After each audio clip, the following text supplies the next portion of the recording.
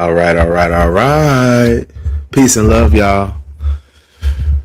Checking in Reed for today's episode, KhemHotep episode. And today we're going to be talking about the N word. Okay. I got one of my little men right here.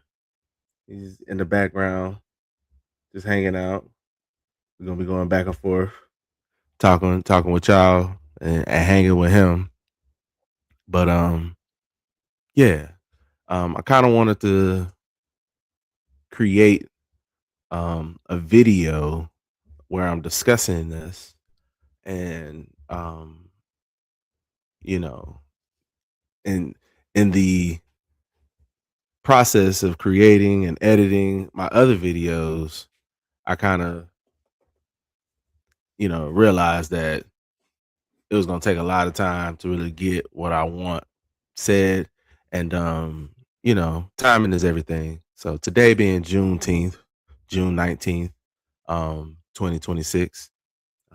Most of us in America are celebrating the liberation of Black African people, African American people in this country, um, because if you don't know the history of Juneteenth, um, some of the last people that were in captivity during enslavement in this country did not know about the Emancipation Proclamation until June 19th, and I believe it was in Texas. Yes. Um, I can't remember exactly what area or whatever, but who it was like a war general.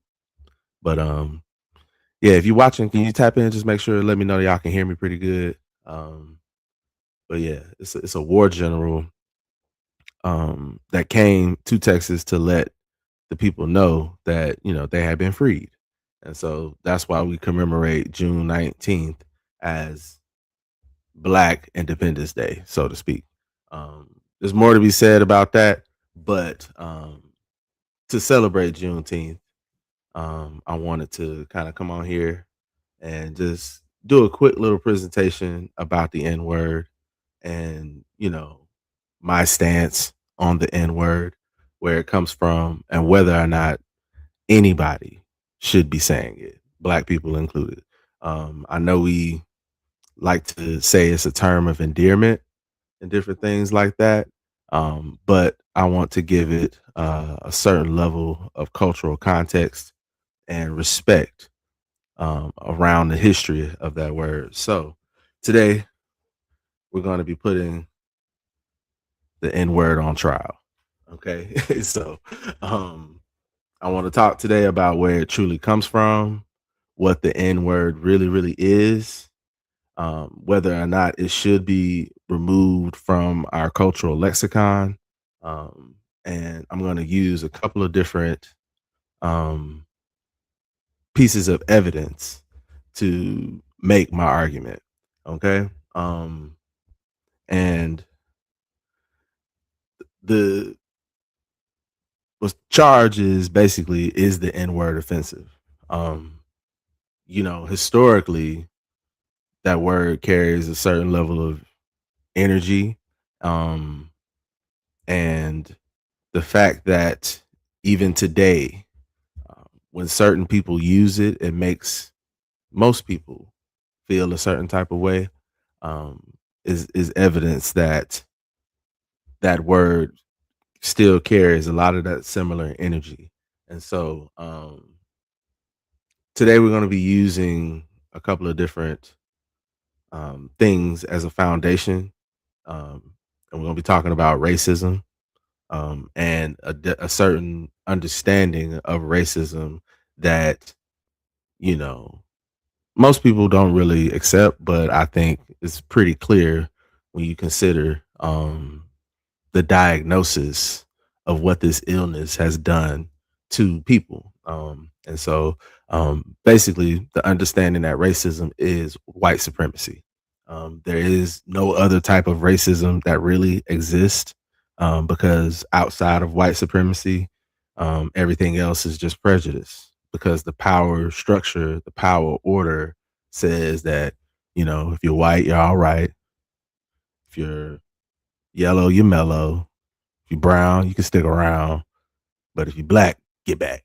You know what I'm saying? And so all these things that, we've been taught at a very, very young age around the world to accept. And we have to really look at, what we are still holding on to and what we're still carrying forward in today, 2026. And so the N word is a tool of white supremacy. Um, it is used to group black people together as a subservient race and class based on the color of their skin. Um, there's no other way around that. That's how the word was created. Even today, the boundaries um, around the way that word is used deals with race, and so racism is just it's a tool of white supremacy. Um, it's established and maintained, I believe, and most people, may agree, because of a fear of genetic annihilation. Um, there's really no other way around that to explain that, um, other than the fact that it affects all areas of people activity, including but not limited to economics, education, entertainment, health, labor, law, politics, religion, excuse me, sex, and war. And so, um, if you're not familiar, uh, there's a couple things I wanted to point out um, before we get into one of the main discussions. I wanted to kind of highlight that these are going to be the basis of our argument with putting the N word on trial. And so we have history, usage, power, image, and health. And I believe the N word affects many different areas, but on the basis of these arguments, I'm going to kind of express the plaintiff and the defendant sides of the arguments. And we're ultimately going to come up with a verdict. So if you're tapping in, please just hang in there, and it's gonna be real chill. It's gonna be, going back and forth between a couple different things, a couple different, videos and slides and stuff like that. And so, um, I'm gonna go ahead and say as a disclaimer right now, um, my intention is not to use the N word on this video, but I will be bringing up different media, different songs and videos that does include the N word. Um, I might slip up and say the N word as well. So if I do, I apologize. But I'm going to try to stick to my morals and my values of using an alternate word or just saying the N word in place of that word. And so one thing I wanted to kind of talk about is how the N word has traveled through different mediums. So mainly we're going to be focused on education today, but we're also going to be juxtaposing that with entertainment. And so I'm a big believer, I guess, supporter, product of hip hop. And so this is going to be rooted in hip hop culture, black culture. But yeah, I kind of wanted to go back as well to talk about just poetry. And for those that may not know, the Last Poets are, one of the major influences of hip hop, of rap music. And so they have a song. I'm not gonna play it because I actually am trying to be very conscious about copyright strikes and stuff like that. And so I might even still get a copyright strike with some of the other videos that I'm playing. I hadn't even really thought about that, but because I don't want the stream to get kicked off, um, we're gonna avoid playing the songs that I'm trying to discuss in the video. So if you don't mind, you can go back and listen to it on your own time. But this is one of my favorite tracks, um, not just by the Last Poets, but just in general. Like it's very thought provoking, and so it says netters are scared of revolution, and so I'm replacing the N word with netter.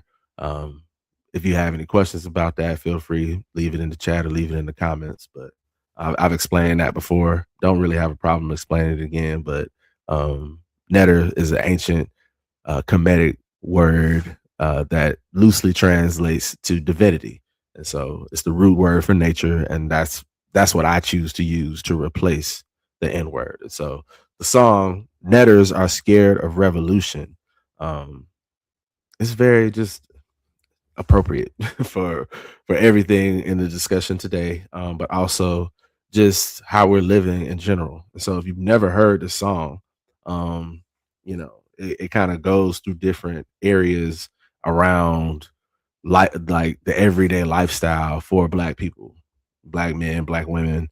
And it talks about, different things. And so it's a nine, was it almost, is it 9 minutes? I believe it says 5 minutes on Apple Music, but I believe it's like on the video that I have, it's like 9 minutes long. But it talks about uh change, different things like that. I remember hope and change was one of the big talking points of Barack Obama's presidential campaign. And so it talks about how netters is always changing. Netters change their hair from black to red to blonde. Netters change from women to men and from women to men, men to women, different things like that. Uh, what is this? It says, and change that come with them at night as they sigh and moan and say white thighs, oh white thighs. And so this is a 70s song. It's like, coming up out of like the Black Power movement. It came out in 1970. And it's really like a commentary on our people. Say what's up. I got my other little man. He ain't as shy as the other one. Say what's up. Hello.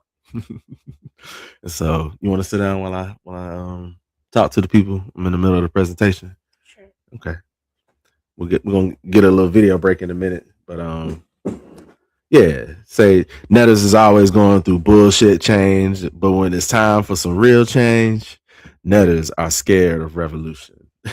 So that's the premise of the song. It's just Netters are scared of revolution. And the second verse goes into Netters are actors. They always acting like this and acting like that. They act so cool and slick, and they cause white people to say, "What makes you Netters act like that?"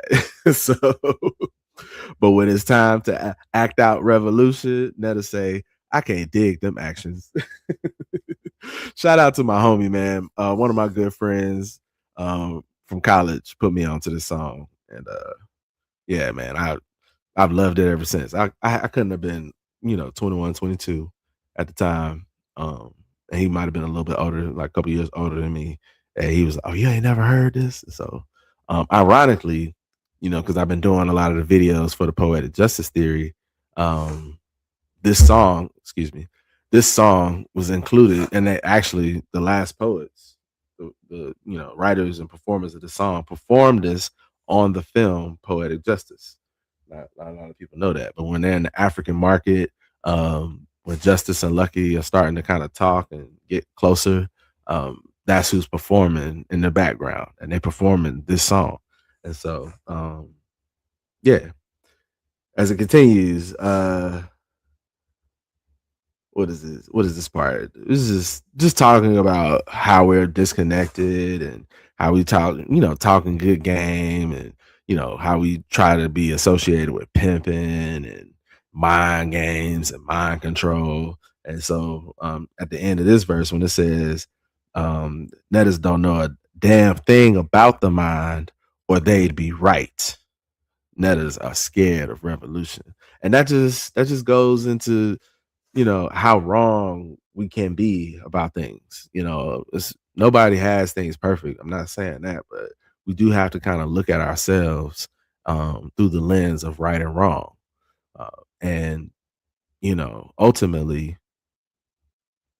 you kind of have to base it off of morality. That's why people get into, spirituality and religion and different things like that. It's because they're trying to live a righteous life. They want to live right, not wrong, so to speak. And so again, netters are scared of revolution because if they knew about the mind, if they really valued the mind, and we'll probably dig a little deeper into that, but they'd be right.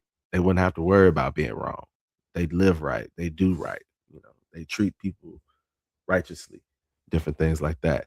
And so the fourth verse is all about quote unquote fucking, so to speak. And remember, we talked about how racism um, is established because of a fear of genetic annihilation, and that has a lot to do with fucking.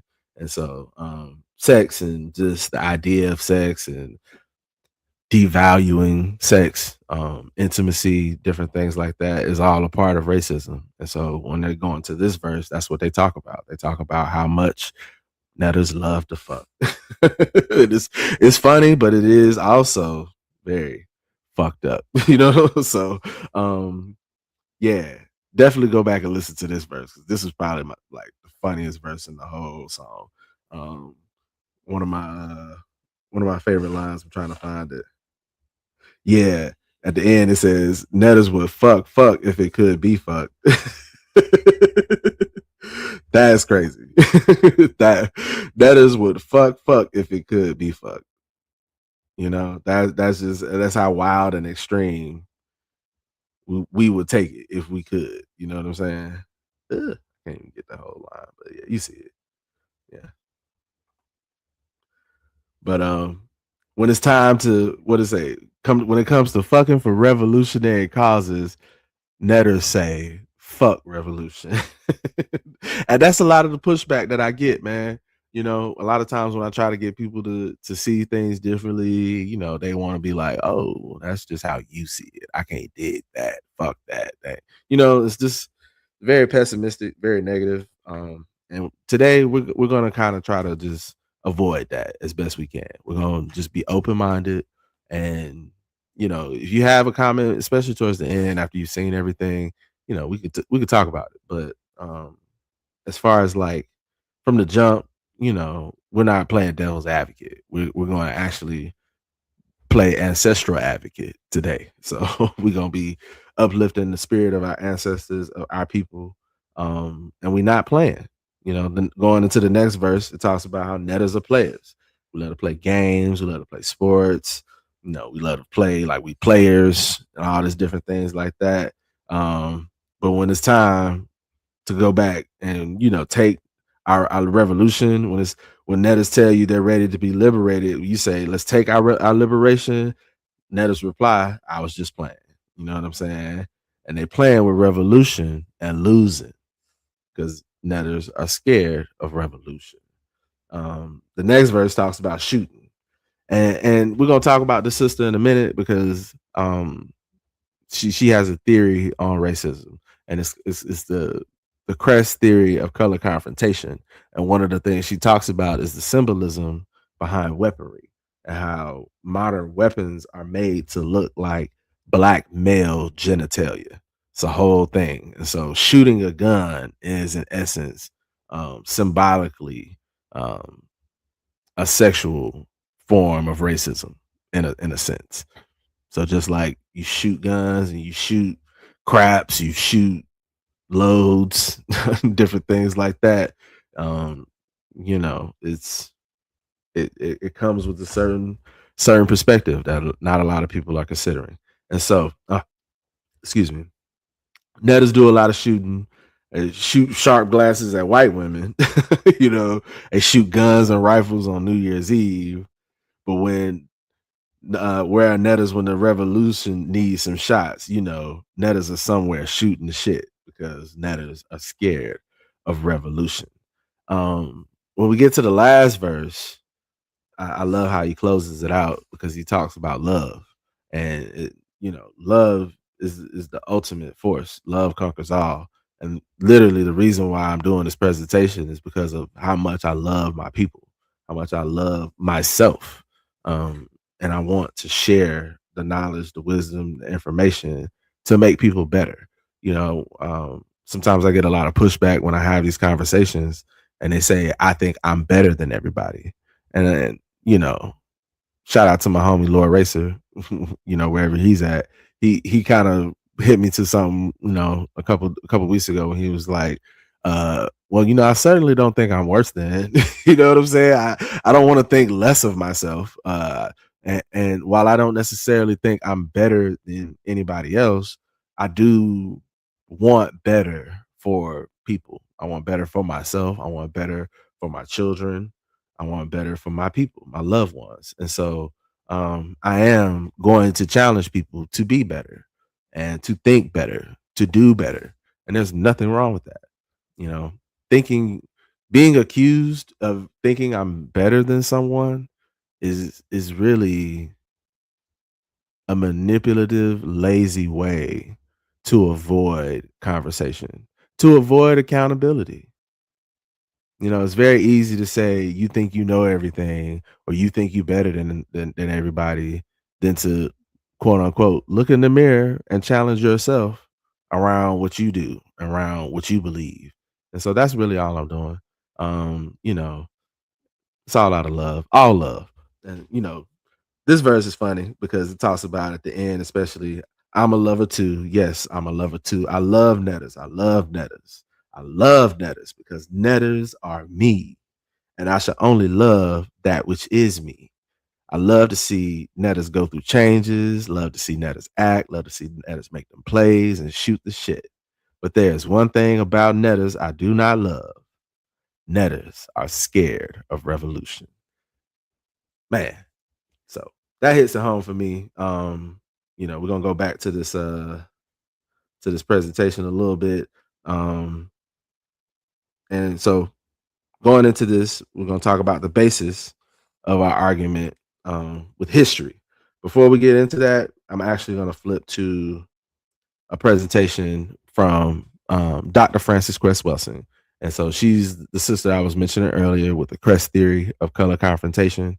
And it's only going to be a few minute video where she's going to kind of talk about um, our self image, our self esteem, um, as a product of racism, and how when we were coming up out of the Black Power movement and trying to combat that, um, they put levels or different images to keep us subjugated, to keep us mentally in a state of degradation. You know what I'm saying? So shout out to the sister, and we're gonna check her out for a couple seconds and then get back to it.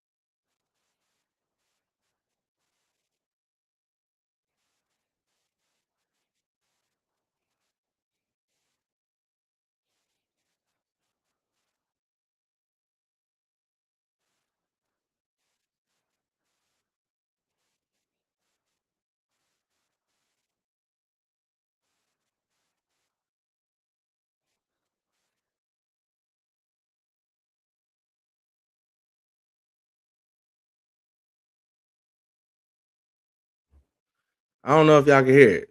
So, You know what I'm gonna do? I'm gonna re-add it.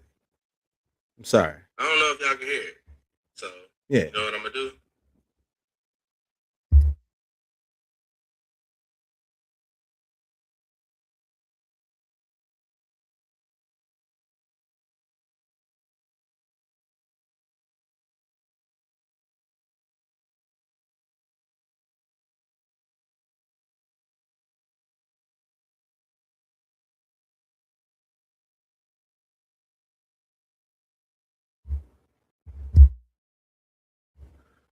All right. My bad. I'm gonna run it back. And that's why I decided to just go live. You know what I'm saying? I ain't wanna have to deal with all the editing. My bad. I'm gonna run it back. That's why I decided. There we go.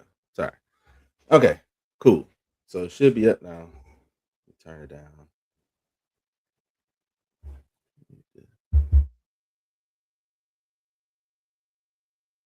Coming out of that movement, saying Black pride, Black is beautiful, Black power, Black self-respect. And the people who had something else in mind said that's dangerous.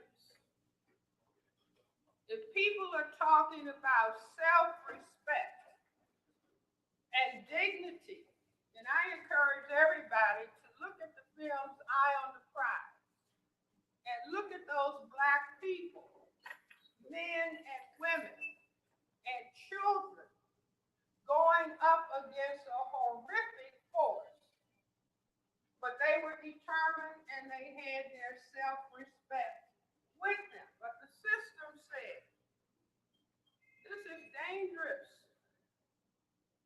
If we let these people go forward, talking about Black pride, Black dignity, Black is beautiful, we will be in trouble. So we have to have something for them. And I maintain that's when they decided, well, we have to feed them images of Superfly, prostitutes, pimps selling drugs, men kicking women, all kind of language. Following that up into the present with having Black people call themselves niggers and dogs and gangsters and thugs and bitches and hoes. Now, once that's in the brain computer, you can do anything. See, that's the complete annihilation of self-respect.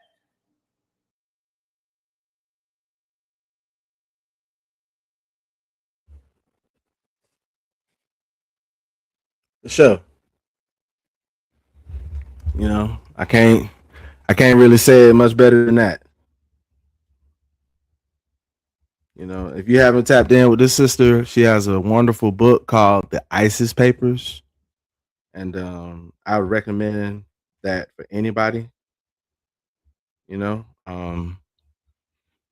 because it's a very important conversation that we need to have. You feel me? And I believe that, you know, at some point we gotta talk about the self-respect factor. All right. I saw that I just it was a setting that was preventing me from uh for you guys chatting. So sorry to hear about that. Hopefully I changed it and we can see for those that come in if it's been updated. But let me see something. No, okay. I ain't gonna worry about it. But yeah. And so based on that, we're gonna go into um some more discussion around the education and the history of that word. Here we go. For sure. Peace, peace, peace. What's up, Nixes?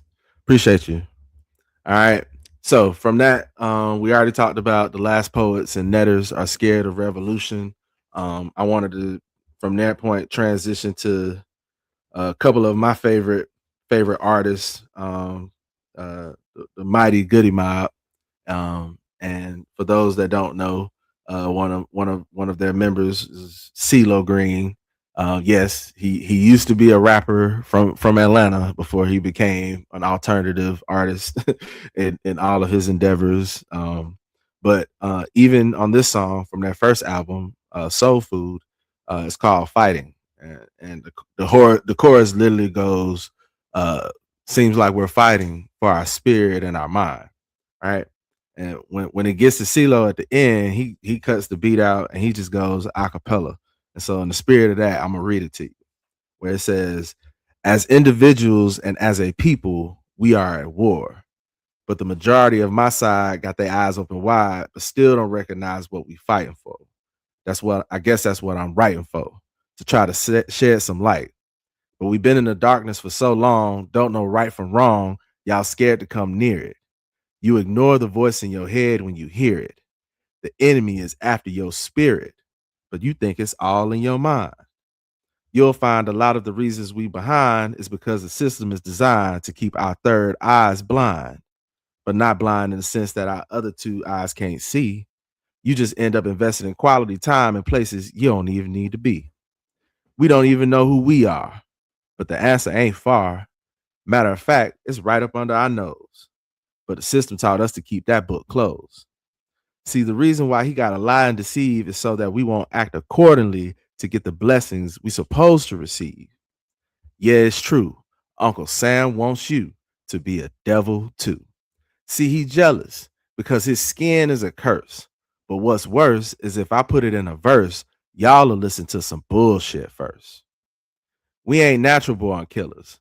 We are a spiritual people, God's chosen few. Think about the slave trade when they had boats with thousands of us on board and we still was praising the Lord. You know what I'm saying? But now none is ready to die over a coat, a necklace around your throat. That's bullshit. Black people, y'all better realize we losing. You better goddamn fight and die if you got to get your spirit and mind back. And we got to do it together. Man. Deep. So continue. Goodie Mob means the good die mostly over bullshit. You take one O away, and it will let you know God is every man of blackness. And the Lord has spoken through me and the G Mo B. Shout out to CeeLo, man. Those are powerful words, powerful message. And just like the last poets when they were talking about, playing with the mind, we got to realize that, mentally, everything is mental. The universe is mental, but mentally we get to choose and decide what we engage in, what we consume, how we express ourselves in the world. And that's the entire basis of my argument, is that mentally we have to get to a point where we put this word in a certain perspective, and that's going to change how we approach that word, how we use that word. And so um, from that, we're going to continue. I'm going to close some of these out. Before we get back into the discussion about history, I wanted to play this little video where it talks about the N word through history.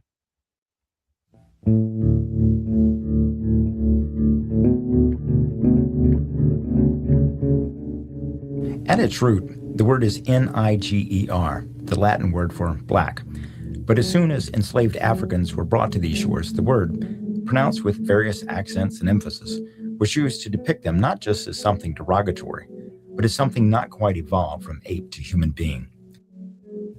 By examining this one word, we get an understanding of not only who we are, but who we have been and who we might become. But this two-syllable word and its evolution reveals much about American society. There is some risk in attempting to isolate the idea of contemporary culture and comparing and contrasting it to early American culture. For me, it's an artificial distinction. I think it's more useful to look at this word and its usage as part of a seamless strand, really a seamless narrative that runs from before the beginning of the country to where we are now. In 1619, settlers in Jamestown were already using the word to describe the enslaved blacks. You will find that British redcoats, and this is well documented, used the N-word when they taunted the Revolutionary Army, because the idea was, you're so weak, you have to use niggers to bolster your troops. By the turn of the century, blacks had been freed from slavery for almost 50 years, but were second-class citizens in the North and lived in harsh segregation in the South. Lynchings were common. The 1915 silent film, Birth of a Nation, portrayed the white knights of the Ku Klux Klan, not as American-born terrorists, but as the defenders of white women, culture, and society. But it wasn't just the Klan that used the term. The N-word permeated almost every aspect of pop culture and daily life, as if it had arisen from the national groundwater. And then when you look at the best-selling songs of the 1920s and 30s, equivalent of the Billboard's Hot 100, we might say, today we're looking at songs that not only use nigger throughout the lyrics, but have nigger in the title. At the same time, I like to say you could stand in your kitchen during this period and you could do a slow 360 turn, and everywhere you turn, your eyes would land on the word nigger. From your stove polish to the trade names for your fruits and vegetables, to the penny bank that your child has, to the board games that your child plays with, to the card games that the adults play in the parlor next to the piano with the nigger songster sitting on it. The nation loved to romanticize the Moonlight and Magnolias idea of the antebellum South, with Margaret Mitchell's Pulitzer Prize-winning novel, Gone with the Wind, also becoming the most popular film in the nation's history. The book used the N-word repeatedly, but while Rhett was allowed to use profanity to tell Scarlett what he didn't give, frankly, my dear, I don't give a damn. The Hayes office censored the word itself from the script. But the nation was convulsing. The Supreme Court's striking down of school segregation in 1954, the slaying of Emmett Till in Mississippi in 1955, the Montgomery bus boycott later that same year, and the bombing of the Birmingham church in 1963 were part of the massive change and social upheaval of the civil rights movement. In 1967, the reigning heavyweight boxing champion of the world, Muhammad Ali, refused to serve in the war in Vietnam. His reasoning set off a national firestorm. And shoot them for what? They never called me nigger.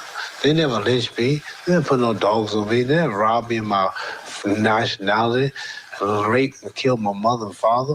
Well, I'm going to shoot them for what? The hopes and dreams of this movement led to a brash new message. Black was beautiful, baby, and you could say it loud. I'm black and I'm proud. You could see this new sensibility in the blaxploitation films of the early 1970s. Black anti-heroes began to embrace a bold new identity, not by disavowing the N-word, but by claiming it as their own. It's the American dream, nigga. But blaxploitation flicks appeal mainly to black audiences. It took Richard Pryor, a skinny comedian from Peoria, Illinois, to shoot to crossover success with a ribald routine that emphasized the use of profanity, especially the N-word. Spade! Hunky! Nigger! Dead hunky! By the time Ronald Reagan was elected, Pryor had disavowed use of the term. But a new generation was taking the reins of pop culture. Everything was new, raw, and angry. The most visceral film of the late 1980s was Spike Lee's Do the Right Thing, anchored by its profane, racist rant montage. Dago Wab, Guinea, garlic bread, pizza slinging, spaghetti bending, Victimone, Perry Como, Luciano Pavarotti. Fried chicken and biscuit eating, monkey ate baboon, big guy, fast running. Take your fucking pizza and go the fuck back to Africa. At the same time, hip-hop and rap storytelling gave new voice to young Black Americans. On the West Coast, a group of young rappers called themselves NWA, Niggas with Attitude, and their first underground album, Straight Outta Compton, featured 46 uses of the N-word. 3 years later, their album Niggas for Life featured 185 uses of the word and went to the top of the charts. The word gained new currency in popular culture. This music by, for, and about Black and brown people became a dominant force in youth culture, spreading across the country, even to white suburbia. But you know what's on my mind right now? It ain't the coffee in my kitchen. It's the dead nigger in my garage. But the word was too soaked in history for that to be the end of it. OJ Simpson's trial of the century further electrified the national audience when a white police detective was found to have used the term frequently. Kramer! Once beloved Seinfeld star Michael Richards all but ended his career in 2006 at the Laugh Factory in Los Angeles with an N-word laced tirade at a black heckler that sounded like it was from an earlier century. He's a nigger! He's a nigger! He's a nigger! Oh my God! A nigger! Look, there's a nigger! The NFL has grappled with the issue repeatedly. Starting this year, the NFL now sometimes penalizes use of the word on the field, but that decision was met with vocal opposition by black players.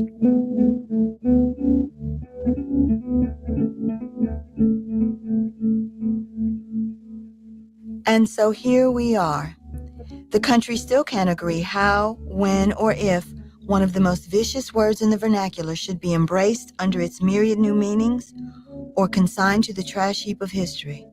The United States, after all, has never existed without it.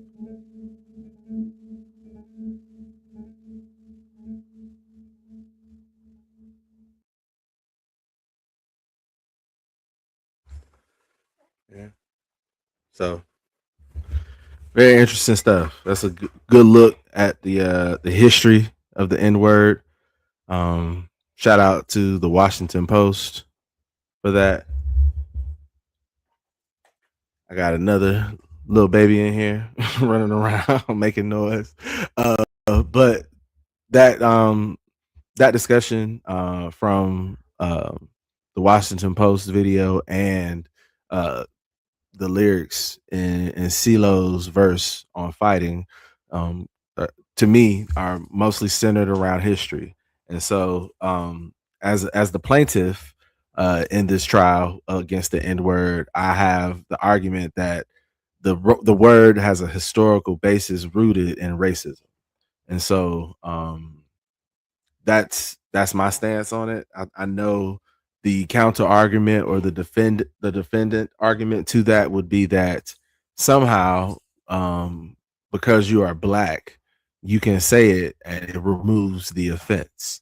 And I would just caution people to consider how the word was used historically. I know, right? Even amongst our situation in captivity, you know, we would use that word amongst ourselves, referring to each other. It's nothing new under the sun to call someone my N-word or my N-words, you know, my netters or little N-word or, you know, different things like that. And so we've been doing that for hundreds of years. So to say that we do that now in hip hop or we do that now culturally as a term of endearment, is to ignore that we've used it in the past in that same way, but it still doesn't erase the negative history of the word. And regardless of how you feel about the word being offensive or not, I personally believe that, you know, if anyone finds it offensive, then it's offensive. All it takes is one person to be offended, and then you have a conscious choice whether or not you choose to acknowledge that offense. And so we're going to continue on with that, with the next section where we're talking about power and the power behind the word. And so before we go, you know, as we lead into that, I wanted to bring in another discussion from another song, this time by Jay-Z. And so we're going to look at the story of OJ. All right. And the beautiful thing about this song is that it includes samples from the late, great Nina Simone. And if you're a fan of hers, you know that she always had a lot of cultural commentary in her music, especially around being black and her experience as a dark skinned entertainer and what she went through. And so even with how it starts, it just talks about her skin being black, right? And from that, I think the song that this was taken from was talking about the experience of different women with different shades, and how they navigated their experiences as black women, but ultimately they were still subject to the same oppression, whether they were light, yellow, brown, dark, stuff like that. So and then Jay-Z kind of juxtaposes that with the story of OJ, and we'll talk about that I think I got a clip from the video that goes in on that.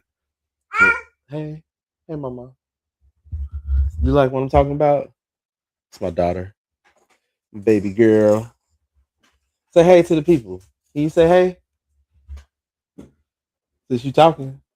Oh, now I want you to talk. You want to be quiet? Okay. But yeah, and even with OJ and his experience as an entertainer, most people enjoyed his career as a football player, and as a marketing icon, because one thing about OJ, and if you're not familiar with his career, is that he was one of the first athletes that partnered with a lot of brands to promote their products. Like I think it was the Hertz commercial was one of the main commercials OJ Simpson was known for. And so at a certain level, he felt he got to a point where he wasn't black anymore. He was like, I'm OJ. People recognize me for my success as a football player, as an entertainer, and an actor. And that effectively puts me in a different category, separate from the regular netter down the street, right? And so that's what Jay-Z kind of plays on with this song, where he says, I'm not black, I'm OJ. Okay. And the thing when kind of juxtaposing it with power, this is pretty much what Jay-Z is talking about in the song, where he's like, we're dealing with the same experience of being black in America. Well, how I choose to combat that is to obtain money, to obtain power, to obtain wealth. What's going on, Noah? How you doing, bro? Appreciate you. Appreciate y'all tapping in. And so with this song, he kind of talks about his experience, in his career, making a lot of money, building his brand, obtaining power, and still being confronted with, the same level of being labeled, being boxed in, being typecast. Because no matter how successful he gets, he's still a netter. Exactly. Blackberry Marmalade by Vince Staples is pretty much another modern day version of what this is talking about, as far as just the racism associated with America, and using this word loosely. You know what I'm saying? I think without including cultural context every time you use it, it's just irresponsible.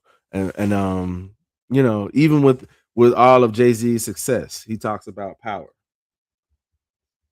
and obtaining money, and he's schooling us on flipping products, flipping art, real estate, and that's how you obtain wealth, building credit, because no matter what, you're still going to be an N-word in the eyes of this country. So you might as well get as much power as you can. So even with Jay-Z, he's kind of trying to tell us in essence that there's still power in that word. You know what I'm saying? The only power that we can really obtain in this country is whatever money and influence we can have for ourselves. But even with that, we're still, subjected to this label, to this box, this netter box, this N-word box, right?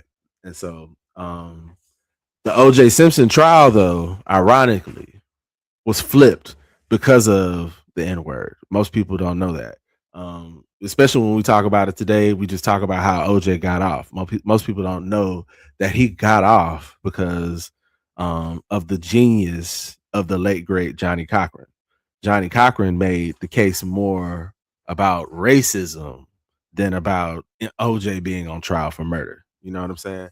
And so I found a wonderful clip where it talks about how OJ Simpson's trial literally created the term N-word because the attorney that was for, I want to say either the state or the prosecutor's office, he said he didn't even want to say the word.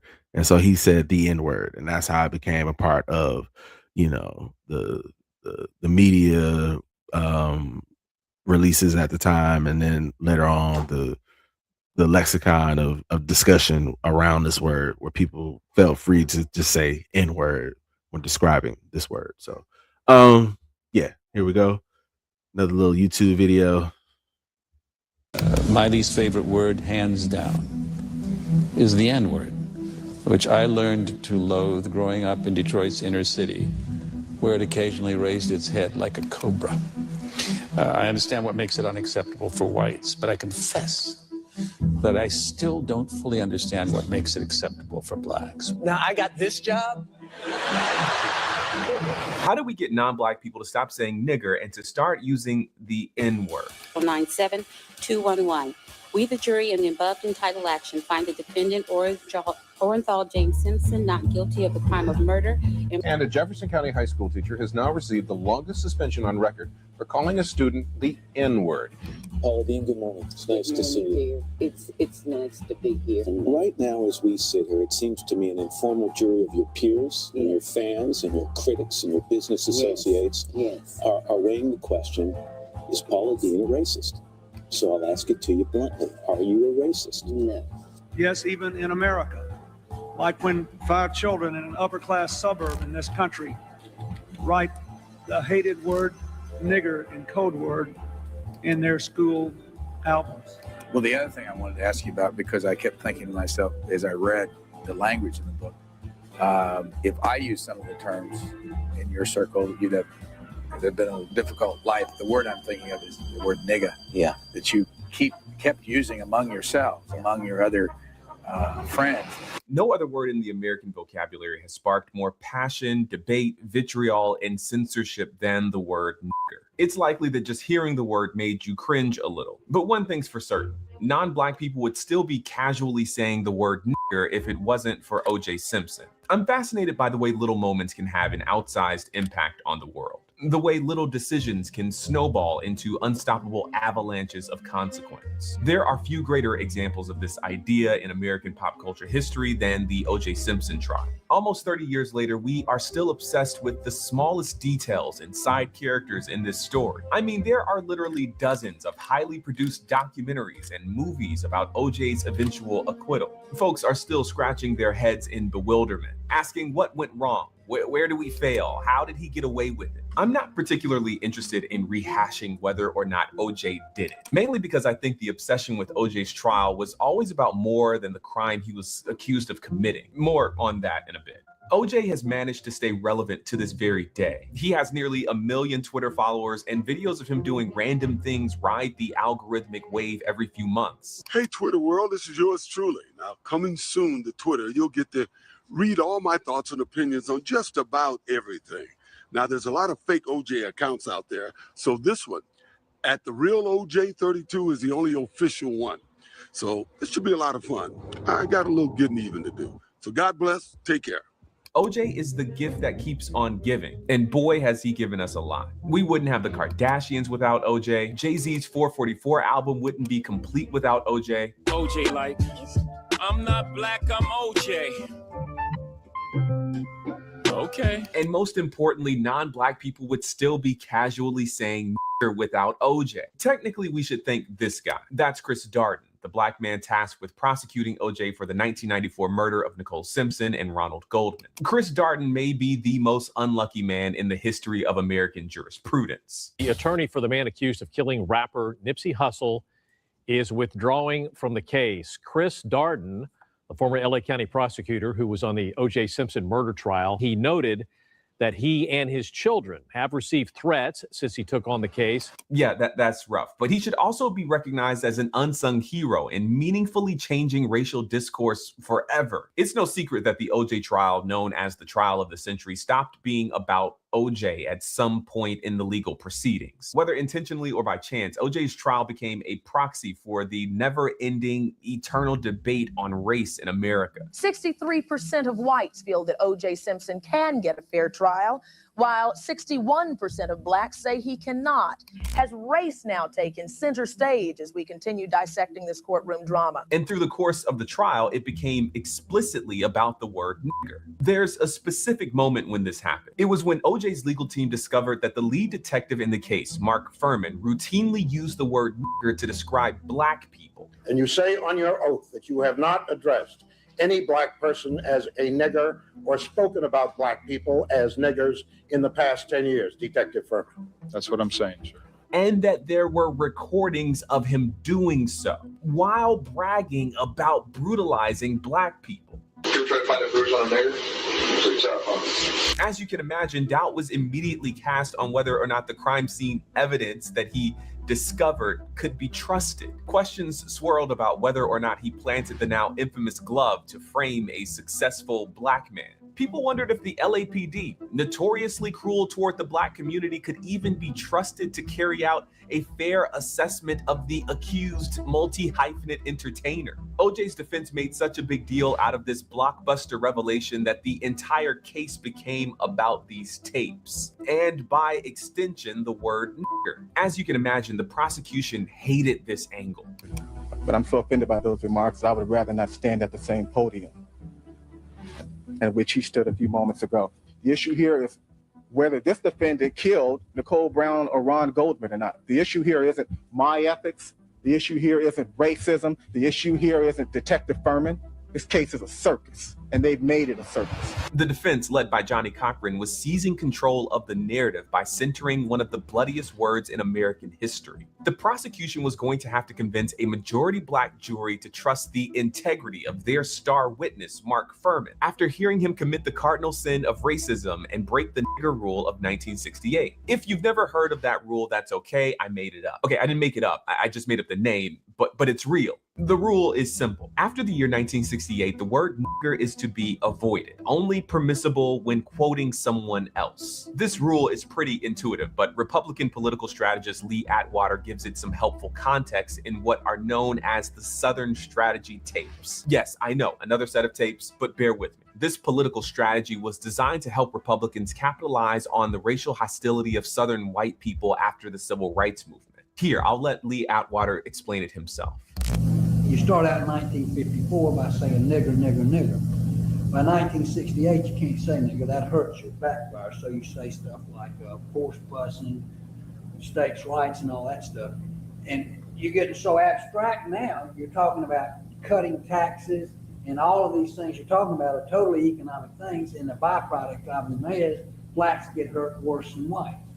Atwater's description is the Cliff Notes version of how the word nigger became politically unsayable as an insult. And in many ways, this development was great. For nearly 400 years, the word had been used to harm, control, demean, and categorize black people as a subhuman species. And suddenly, the tide of public opinion had rendered it virtually untouchable by 1968. This is largely a testament of the incredible narrative success of the Civil Rights Movement. Being racist in explicit terms wasn't cool anymore, and the country knew it. There are, however, a few problems still present here. One, the intentional and sinister abstraction of racism that Atwater describes. That has forever changed the identifiability of racism and has thrusted us into an era of what one author describes as racism without racists. Secondly, just because the word became politically unsayable in popular culture as an insult doesn't mean that it completely fell out of the American lexicon. For starters, I was born in the early 90s and have been called a nigger in my lifetime. bigots still exist. Have you heard of Call of Duty? This means that the word still holds a great deal of potency as a slur to this very day. For many Black people today, hearing the word is startling and angering because the dehumanizing intent is so clear. I called you a nigger. You're a nigger. Nasty f***ing nigger. Okay. It's mind-boggling that even after being told of the demeaning and lethal power of the word, some white people still want to use it. I don't know what to do when I hear my friends using this word in a song. I don't know what to do when it's all the time. Words don't have meaning without context, okay? When I was young and I used to go see my family in Philadelphia where my dad was from, they will all call him Billy. His name is William Paul Coates. No one in Baltimore called him Billy. And had I referred to my father as Billy, that probably would have been a problem. That's because the relationship between myself and my dad is not the same as the relationship between my dad and his mother and his sisters who he grew up with. It's the same thing with words within the African-American community or within any community. My wife with her girlfriend who used the word I do not join in. I don't, say, hey, I want to. The question one must ask is why so many white people have difficulty extending things that are basic laws, of how human beings interact to Black people. The history of the word nigger has laden it with barbs so intractable that even hearing someone use the word to quote someone else using the word is just unacceptable. And for the most part, we've all agreed to that. Today, up until the mid-1990s, it was common for public figures to just blurt out the word when quoting someone else or asking a question. Whenever Douglas said nigger, the Democratic papers changed it to Negro. That's why I went back to the opposition transcripts, because they didn't have those embellishments and those edits, and that's softening. Back to OJ's trial. Johnny Cochran's plan to introduce these nigger tapes into the trial would make the word a constant part of the courtroom discourse, which would inevitably extend to the nearly nonstop news coverage of the case and naturally embed itself into the national conversation around America. Water coolers and barbershops and dysfunctional family dinners would suddenly be littered with the word nigger. That, nigga this, nigga please, nigga,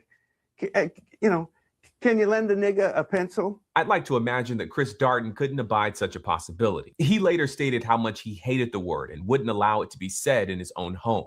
And so he refused to say it in the courtroom, instead creating the now ubiquitous euphemism for the word nigger, N-word. Let me set the scene. Darden is making his case to Judge Lanto for why these tapes shouldn't be introduced into the trial. Darden's speech, and make no mistake about it, it was a speech, is a soaring 3,370 word diatribe, all about why the majority Black jury would be utterly and irreversibly prejudiced if the N-word was introduced into the courtroom. Unfortunately, not much of the actual courtroom footage from that day is on the internet. We have a short clip, the transcript, and this reenactment from the show American Crime Story.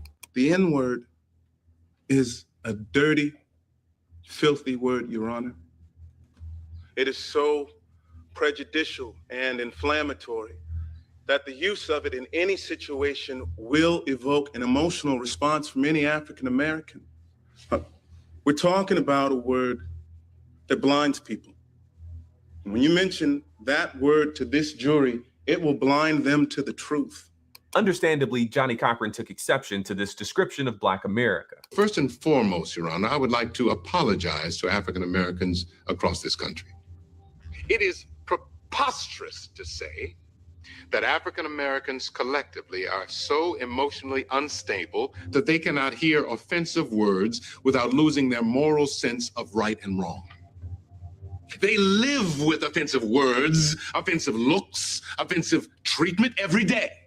Darden refers to the N-word 5 times, never once uttering the actual word. I actually looked through the New York Times archives. There's no trace of the N-word being used in this way. In fact, they'd only printed something about an N-word once, and they were referring to nuclear power. Christopher Darden gifts the American people in the most closely watched trial in history an alternative and changes the course of racial dialogue forever. That is perhaps the most incredible part of the story. Not only Chris Darden's refusal, but also how willingly society adopted an alternative to a word deeply embedded into our vocabulary. Hello, friends. I'm making this video to talk about the most regretful and shameful thing that I've ever had to talk about publicly. Are you a racist? No, I'm not. I'm not a racist. I never should have said what I said. It was wrong. I'm embarrassed by it. The veteran instructor was terminated recently after using the N-word in class to make a point. I don't know how it came out of my mouth. Or under oath, yes, that you have used a word that is the most offensive word you can use to describe an African American. So how does someone use the N-word, whether in anger or in a joke or in private, the most offensive word to African Americans, and not be considered a racist? Yes. The day I used that word, it was a world ago. And I tell you what, if there's anyone out there that has never said something that they wish they could take back, if you're out there, please pick up that stone and throw it so hard in my head that it kills me. Please, I want to meet you. I want to meet you. I is what I is, and I'm not changing. And just like that, a single decision that snowballed into an unstoppable avalanche of consequence. Hey, thanks for watching. If you like this video, why don't you give it a like and consider subscribing? I'm just getting started, so those kinds of things go a long way. I'll be making explainers and deep dives just like this one on topics of race and politics and popular culture, and whatever else you want me to talk about. So put that in the comments. I'll be looking through for some really good ideas. Until next time, peace.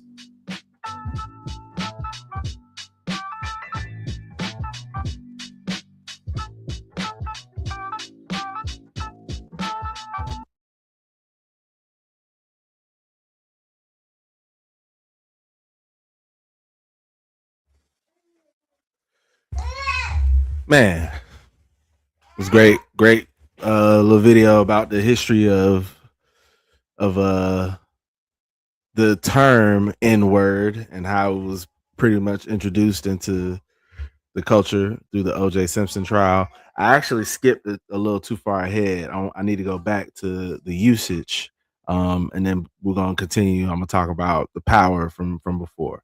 So when we're talking about the usage of the N-word, the defense will argue that the way we use it today is completely different from how it was used in the past.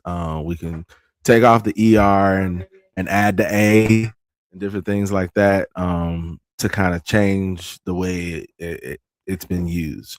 Well, my argument as the plaintiff is that choosing to use the word is ignoring the offense. The word carries offense regardless of who uses it or how it's used, because of the historical, spiritual energy associated with that word. And even all it takes is, the right person to be around when they hear that word to be offended. You know what I'm saying? So at what point do we, acknowledge that we're choosing to ignore the offense when we use that word? That's my argument. And so some people will say, well, I don't mean to be offensive. And that's just almost like saying, well, ignorance of the law is not evidence of the law not existing. You know what I'm saying? So yeah, I think that's very important about that. And so with that, I wanted to talk about how Tupac tried to repurpose the word. There's been a lot of examples in history of, prominent figures in our culture literally, trying to rephrase or repurpose that word. And one popular example is Tupac from his first album, his debut album, Tupacalypse Now, where he says that he says the N-word is not the N-word that we have grown to fear. It is not the N-word we say as if it has no meaning, but to him, it means never ignorant, getting goals accomplished. While I can appreciate the creativity, especially when you're going to create an acronym to repurpose or rephrase the power around that word, as we'll see later on, I just don't think that in essence does enough to take away the sting. Almost like when you know better, you do better. Not to say that Pac doesn't know better. I think Pac's intentions were very admirable in this case. I think he was doing a lot to get us to change our perspective around who we are and how we see ourselves. And that should be celebrated. So even just the idea of saying never ignorant, getting goals accomplished, that is a powerful thing to say. To say that that is the new meaning of the N-word,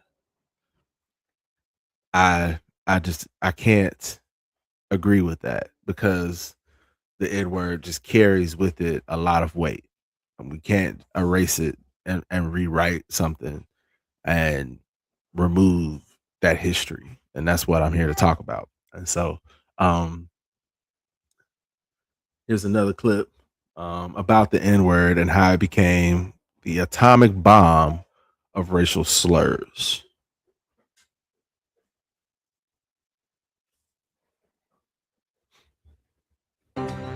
Yesterday, Charlotte, North Carolina television reporter Steve Crump accepted an apology from Brian Ibers.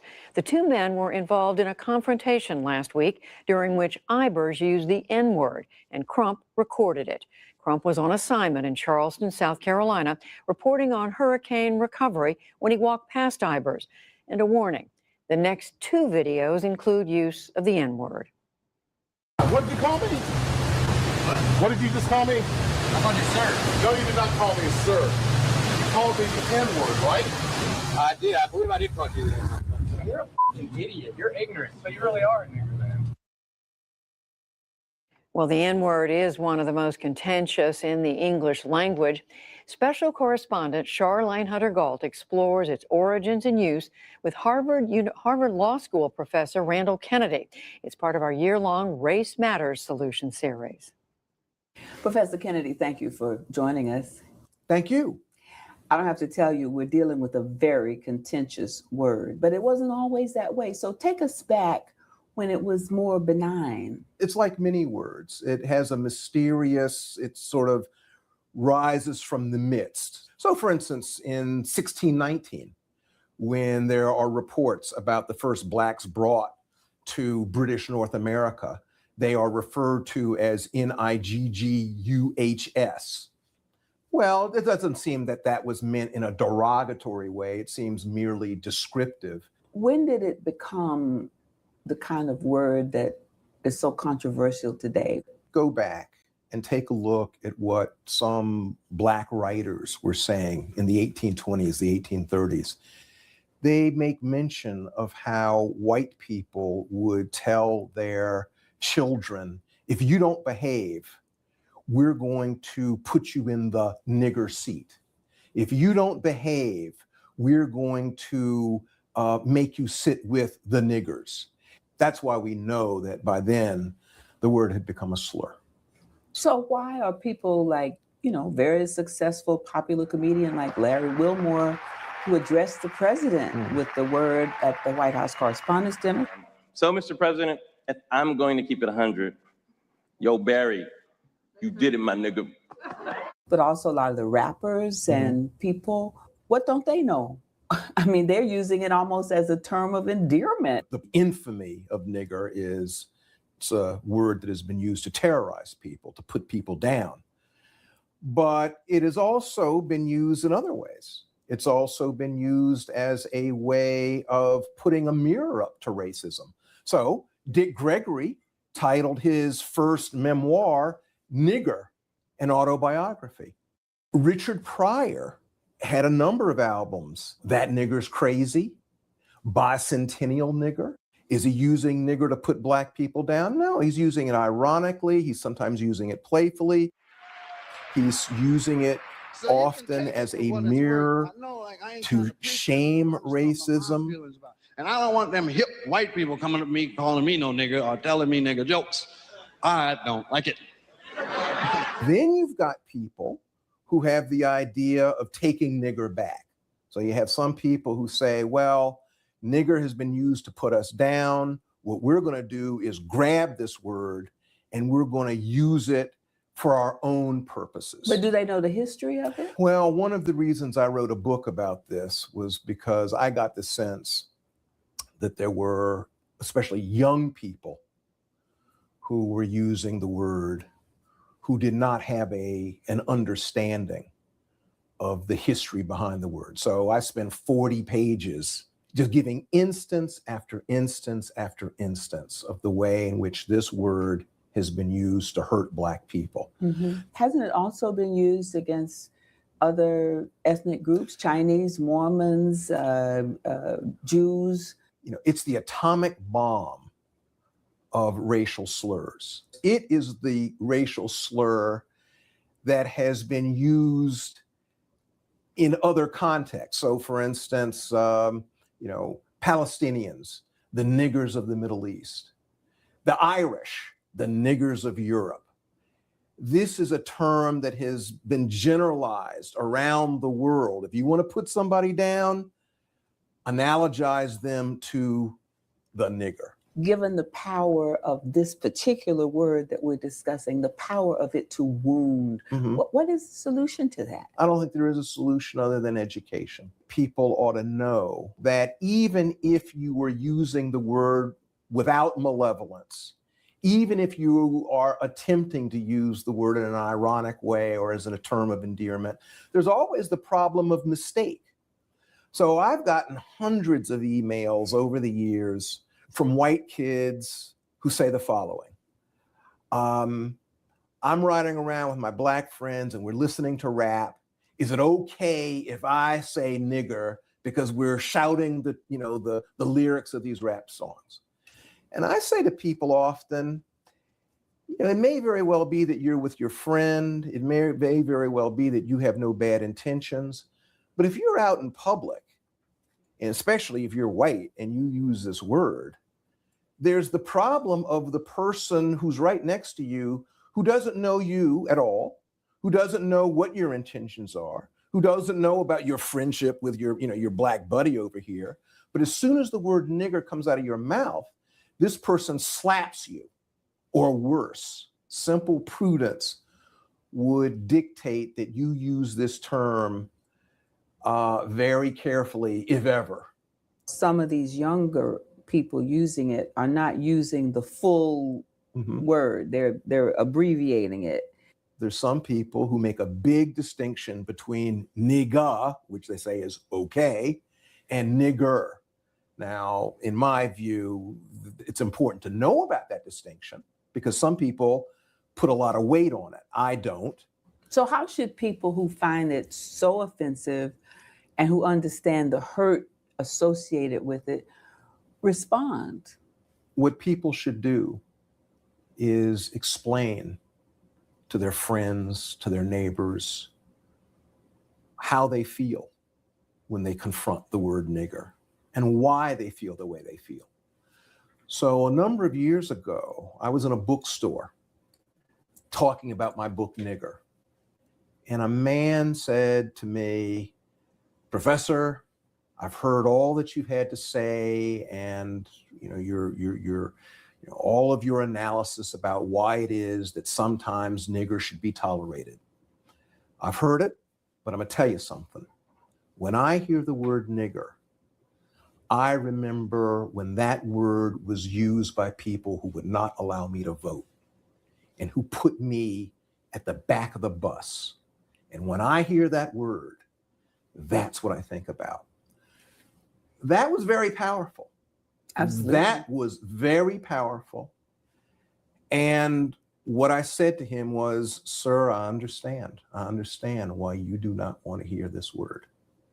And I think that people are going to have to talk with one another and share these stories and share these feelings. And I think that that's the only way in which we're going to come to a higher, a deeper understanding of why people have the feelings they have with respect to this, the infamous N-word. Well, Professor Randall Kennedy, I'm sure you're going to get some reactions to this, but thank you for joining us and being as honest as you've been. Thank you.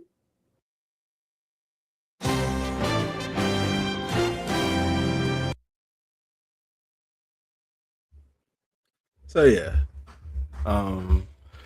that was a quick little clip um, with a Harvard professor, Randall Kennedy, talking about the usage of the N-word and how it is the atomic bomb of racial slurs. And so, yeah, that's going back to the argument of usage, where you can say, even if you've repurposed the word or, you know, taken back the power from that word, but historically, you know, it still has a lot of memory. And so when you say it amongst certain people that either lived through that experience or were informed about that experience, you should know that they can find it offensive for reasons you may not necessarily understand or be exposed to. A part of why I'm doing this video is to expose my reasons, and then also to kind of change, you know, other people's perspective around what they think about when they hear that word. You know, I don't want it to be all lovey-dovey and positive, because I just don't think that's the case. I think it's ignorant in a lot of ways. And there's many other examples of positive words to use that don't carry that historical weight. So more to say about that. I mean, honestly, I could talk about each one of these topics for hours, but moving along, especially after I had to go back from power to usage, I done messed up my whole flow. So at some point, I'm probably gonna redo this again. I'm gonna clean it up and make it a little bit better. And, you know, maybe in a couple weeks I'll redo it. You know, because I don't even know how the copyright stuff is gonna play out. But moving on to image, as far as like how we see each other, how other people see us, you know, and how you see yourself, how I see myself. I think that's a very important conversation around choosing to use the N-word. And so as the plaintiff, I believe it goes a long way as far as our collective image of unity across all demographics of Black people are all around the world if we choose to ignore, or if we choose to remove that word from our vocabulary, if we choose to put that word under a specific label that makes it, you know, just like the brother said, the atomic bomb of racial slurs. If we carry that perspective with it and we all take a stance against it, I believe it goes a long way to show unity amongst us as a people. The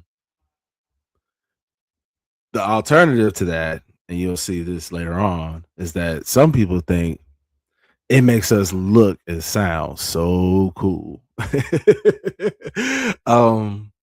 Sure, you know, and to Nix's point when she says, you know, this probably the biggest example of it's no fun when the rabbits got the gun. You know, I can understand that. I don't necessarily agree. I believe we were cool regardless. I believe we make anything look and sound cool. Even oppression, even abuse, even ignorance. We make all of those things look and sound cool, but it doesn't make it right. You know what I'm saying? As far as the rabbits got the gun, like, I don't see the N-word as the gun. I see there's a power associated with that word that only affects Black people. You know, I think when other people use that word, they're in essence trying to put down Black people. They may get in trouble for it. You know what I'm saying? Like, people may lose their jobs, they might lose money, but I don't think, as far as like this smoking gun that, you know, we've kind of taken the power back from that word to the point where we can use it in whatever way we see fit. I think that's just a irresponsible perspective. And I definitely don't think that's something we should pass down to children for posterity. I think it's more important to share the history of this word and how much damage and hurt it has done, not just physically, but mentally. To this to our people. So give me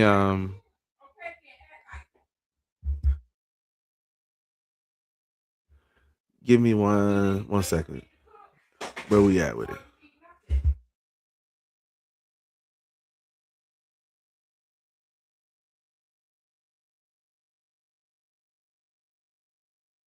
So to go along with the image, I have a video from another prominent scholar in what we could consider the Black Power, Black Consciousness movement. It's a brother named Dr. Anthony Browder.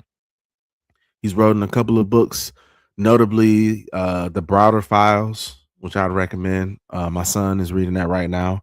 But then there's also the Nile Valley Contributions to Civilization. It's another great, excellent book.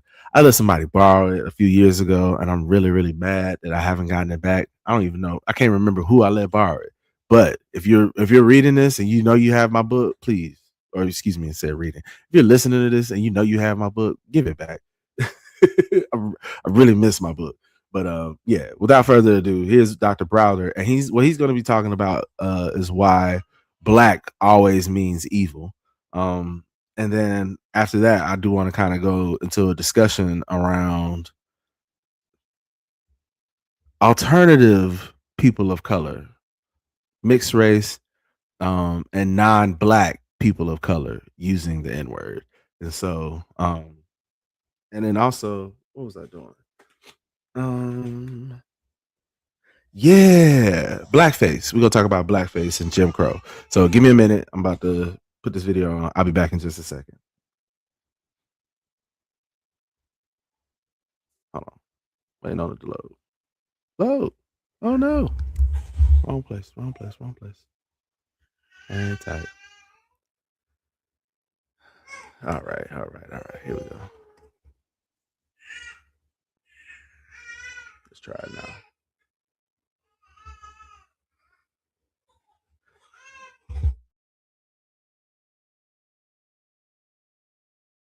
He stated that there's approximately 124 adjectives for the word black, and over 50% of those adjectives are negative or derogatory.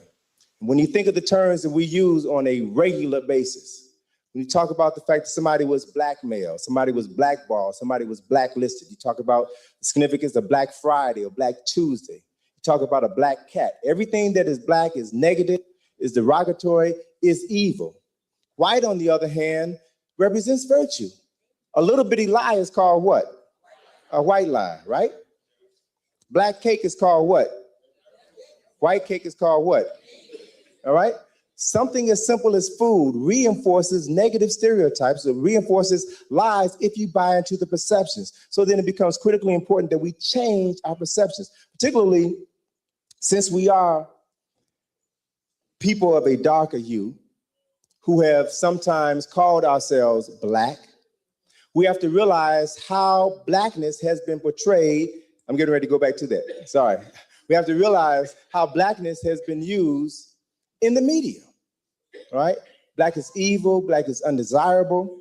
And share with you a couple of ads. This one particular ad comes from Benetton Company, an Italian clothing company, which has as this campaign the slogan, "The United Colors of Benetton." And in all of their ads, they usually show a person of African ancestry and a person of European ancestry, the two extremes of the color spectrum, in order to sell their products. Here is one particular ad. Okay. Here you see a very angelic, blonde hair, blue-eyed European child standing next to an African brother whose hair has been cut in the shape of horns, reinforcing the lie that black is evil and white is good. So if your children don't understand this, then they're going to begin to see this and accept this as a normal fact of life. We have a responsibility to do everything possible to change our children's perceptions of themselves. Another example of this theme of black being evil and white being good. Here is an ad from a short-lived television program on ABC about 10 years ago. The program is entitled Good and Evil. It's about two sisters. Good sister is dressed in white. The word good is written in white letters, has a halo over the G. The evil sister is dressed in black. The word evil is written in black letters, has horns coming out of the E and a tail coming out of the L. Again, reinforcing the lie that you all, blackness is evil, white is pure and godly. And so when we begin to become aware of these issues, begin to become more sensitive to these issues and try to raise the level of consciousness, raise the level of sensitivity among our folk, they often tell us, you just too black. How can I be too black? It's what I am. I've never heard anyone accuse a Korean of being too Korean or a Jew of being too Jewish. You are who you are. You are who the Creator made you to be. So it is your obligation, it is your responsibility to be the best person you are. So even within my family, because my life is essentially no different from yours. Those of you who come to the lectures here, who hear the various speakers talk about our history and our culture, and they go back home and try to share this information with your husbands or your wives, your girlfriends, your boyfriends, family members, they look at you like you crazy. Where you coming here with that African stuff? We don't need that, right? They don't want to hear it because they have been conditioned to accept European perceptions of Africans, of blackness. But we've got to work overtime. We've got to love those folk because they've been brainwashed, just as we have been brainwashed, just as we are still brainwashed, right? But we've got to work overtime to change our perceptions of self, our perceptions of the world. In one particular instance, I had an opportunity, a very wonderful opportunity, to share with my family members the value of understanding who we are and protecting our images. In this one particular example, we had a birthday party for my mother, a surprise birthday party for my mother. Family came down to Washington from Chicago for a surprise birthday party. And friends of my mother who had worked with her in Chicago, who were not able to come, sent cards and sent gifts. And as we were sitting around the table opening the gifts, she opened a card from two white co-workers that she had known for years, for over 20 years when she worked in Chicago. And they sent her this card. All right. Card reads, no gifts, no drugs, no sex. It has a picture of this fat black woman wearing a black dress with horns on her head and a pitchfork, holding a pitchfork. Okay? Inside of the card reads, the front of the card reads, no gifts, no drugs, no sex. The inside of the card reads, welcome to birthday hell. But to make a bad situation worse, my mother's good European friend wrote a note.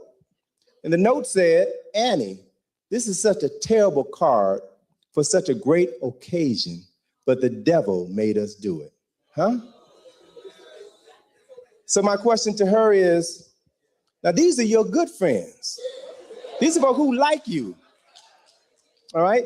And they sent you this card insulting you, insulting your family. Do you think for 1 minute that they would send this card to a white person?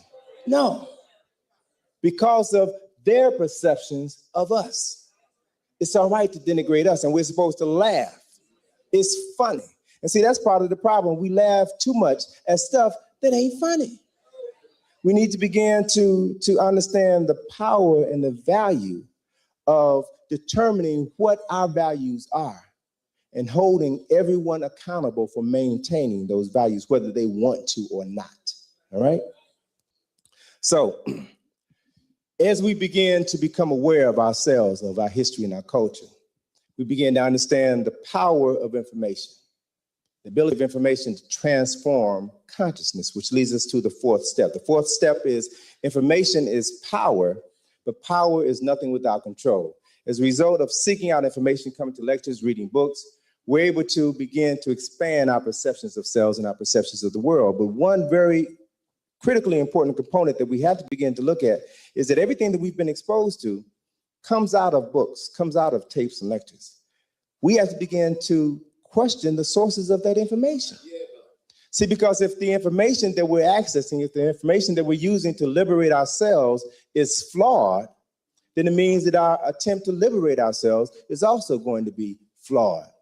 The information can empower you if it's accurate information and if it's used correctly, but it can slow down your progress, your development. If you aren't truly able to understand the quality of the information that you have. Information is power, but power is nothing without control. So you have to begin to control the sources of information that you have at your disposal. Right? There's an ad that I saw that I think really gives heart to this term, to this concept. Information is power, but power is nothing without control. It's an advertising campaign that was produced for Pirelli Tires, the Italian tire company.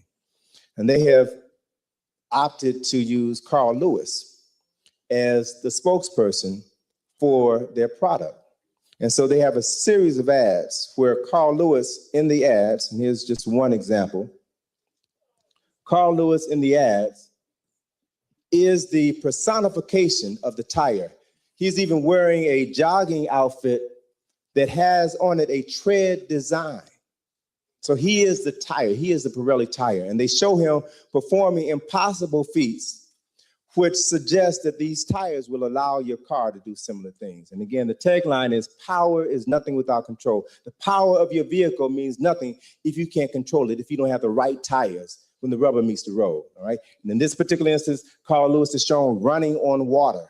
And the line underneath it says, Pirelli tires handle water in ways that you've never imagined, which suggests to the viewer that these tires will help your car prevent the hydroplaning when you drive on wet surfaces, okay? That's significant. When I was traveling in England a couple of years ago, I saw an ad that was a part of this advertising campaign that I had not seen in the United States, okay? Had Carl Lewis selling Pirelli tires, but showed him in a very unflattering light. Power is nothing without control. Shows Carl Lewis with 5-inch high heels, all right? It was his butt stuck up in the air, right? Reinforcing those rumors about Carl's sexual orientation, right? But the issue is this. It's a disgusting ad that was prominently displayed on billboards all over Europe. All over Europe. But it's significant to understand why Pirelli executives made a decision not to run the ad in the United States, because they were afraid that this ad would be offensive to you and that you all would boycott their products. So they made a decision, a very clear decision, to only run this ad in Europe, where Africans living in Europe had no power. Okay? So they're telling you very clearly, if you can't control your power, then others have no reason to respect you. All right? So as we move forward with the acquisition of knowledge and information, we've got to empower ourselves with that information. If not, no reason for people to respect us, because we are not acting, we're not moving in a manner that commands respect. See, respect comes not necessarily as a result of what you say, because talk is cheap, and we've been talking too long. Respect comes from what you do. Respect comes from the legacy that you established and pass on to those who come behind you. That lets people know, that sets down a record of your seriousness. Right? So we've got to begin to understand what it takes to use knowledge and information to empower ourselves to change the world. Now, as we begin to do that, As we begin to change our minds, we will begin to understand the value of this fifth step, which is to empower your mind and begin to learn to see the world through African eyes and learn to appreciate the view. Because of the fact that we live in a society which denigrates everything that is African. We have been programmed, our people have been programmed to reject Africa. Why should I travel to Africa? I can go to Europe, I can go to France, I can go to England, I can go to Germany. What's in Africa, right? We don't understand the value of Africa, right?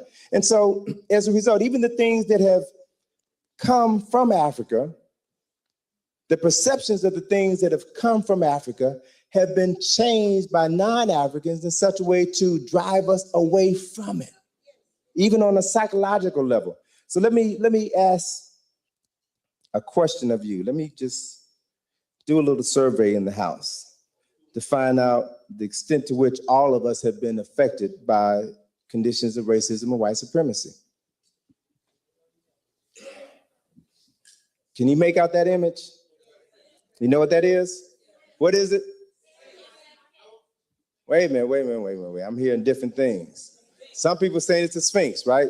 Everybody says it's a Sphinx, raise your hand. All right. Everybody who thinks it's something else, raise your hand. All right. So most of the people in this room think that this is the Sphinx. All right. What we have to realize is that this is not a Sphinx. You've been taught, you've been trained, you've been conditioned to believe that it's a Sphinx. How can you call, Sphinx is a Greek word. How can you call something that was created by Africans over 3,000 years before Greece was established? How can you call it by a Greek name? And what is this?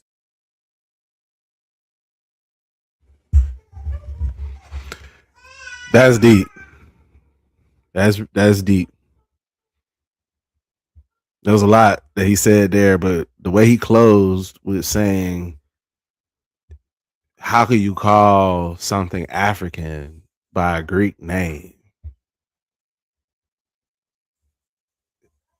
If we can kind of flip that into our experience, into our situation, how can you call something divine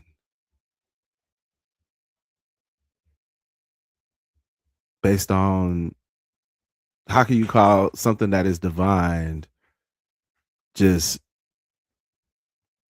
a racial slur? Like an American racial slur. You know what I'm saying? Like, no matter how we try to repurpose it or change it, that word is integrated in the fabric of this country to put Black people down. Because this country's built on racism, this country's built on white supremacy, and that word was a tool of this creation. So I kind of wanted to talk a little bit. Let me see if I can pull it up, because I didn't include it, but I wanted to discuss it as part of this conversation. Because I didn't even want to do. Yes, I wanted to talk about the origins of Jim Crow, right? And so, let me see if I can zoom in a little bit. There we go. Let's see, read that a little bit better.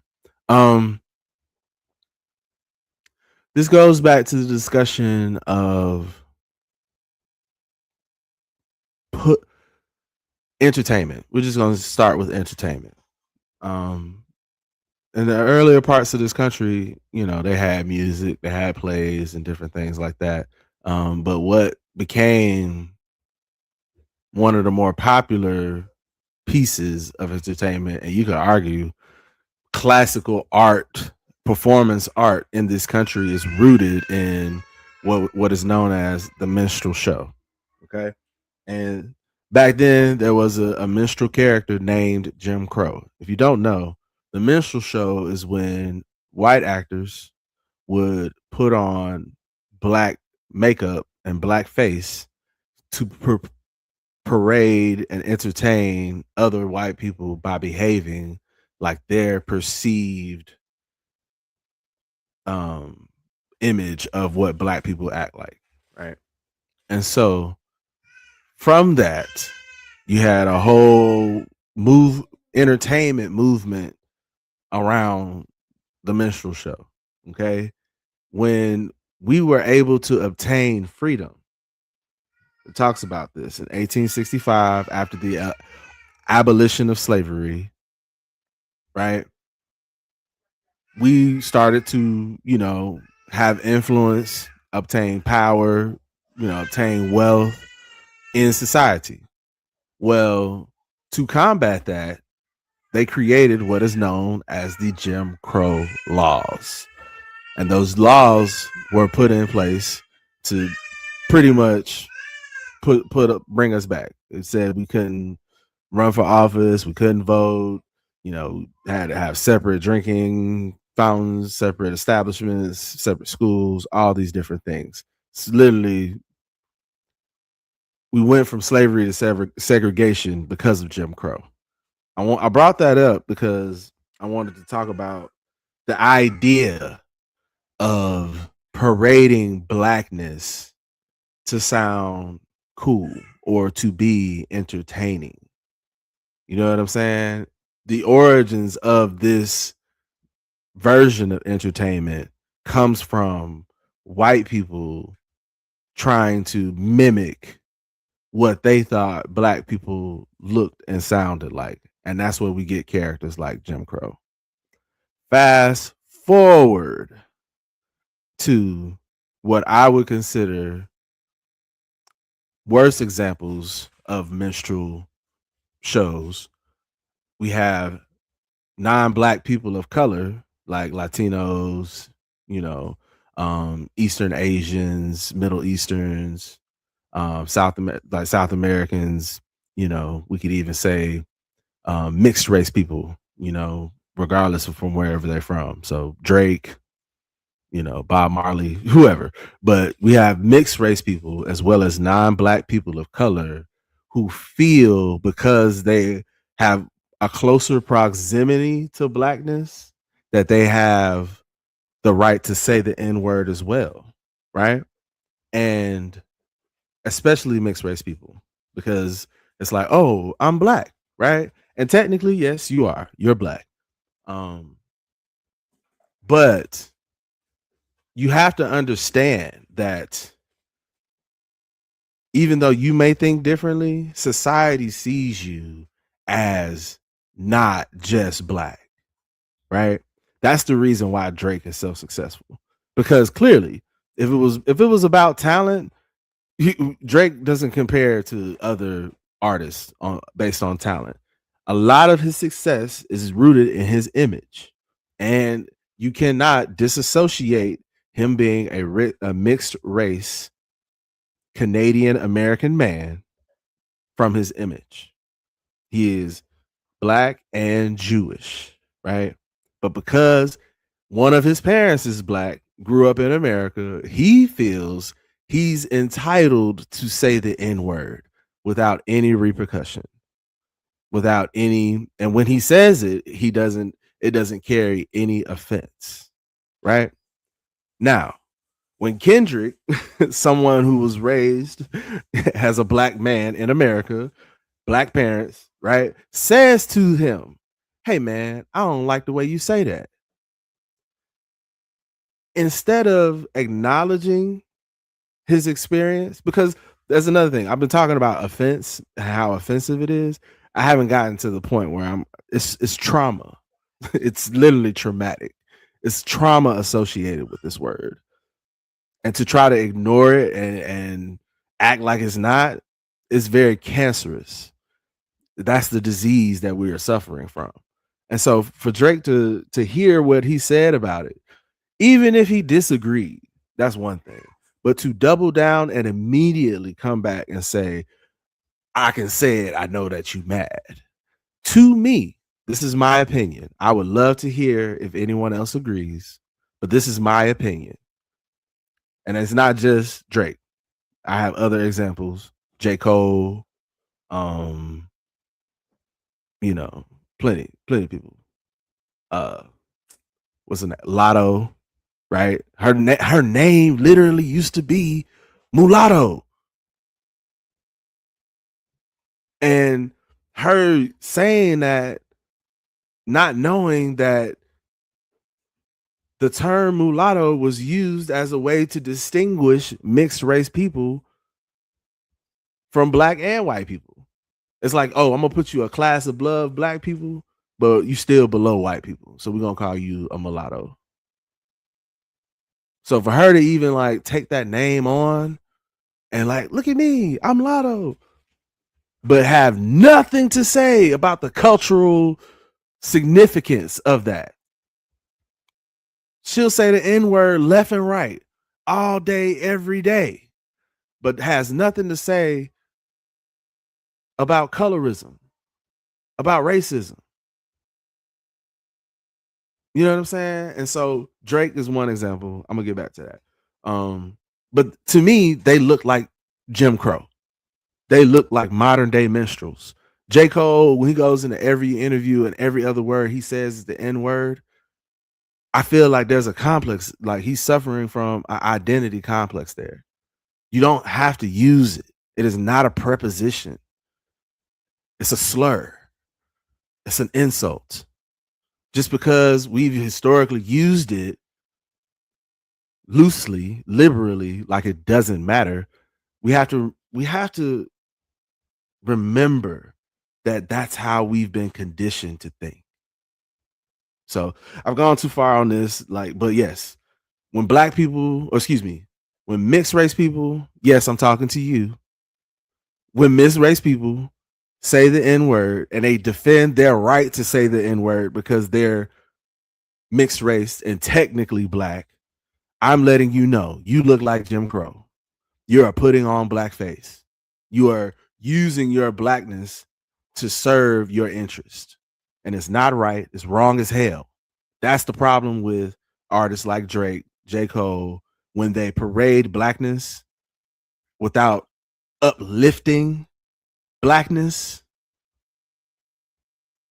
and not just the part of blackness that serves them, that makes them successful, that they can, you know, associate with in order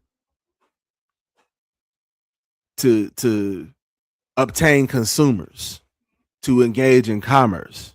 They're using it to make money, right? If they don't have the spiritual reverence for the experience, the black experience, to the point where they don't acknowledge it at all, then they are doing us a disservice. You are not helping anybody. Yes, ma'am, I'm talking to you. I'm not even going to say your name, but you know what you did when we was on the live together, and I asked you not to call me that. And when you defended your right to say that word, that's exactly how you came off to me. A minstrel. And I hope you're offended.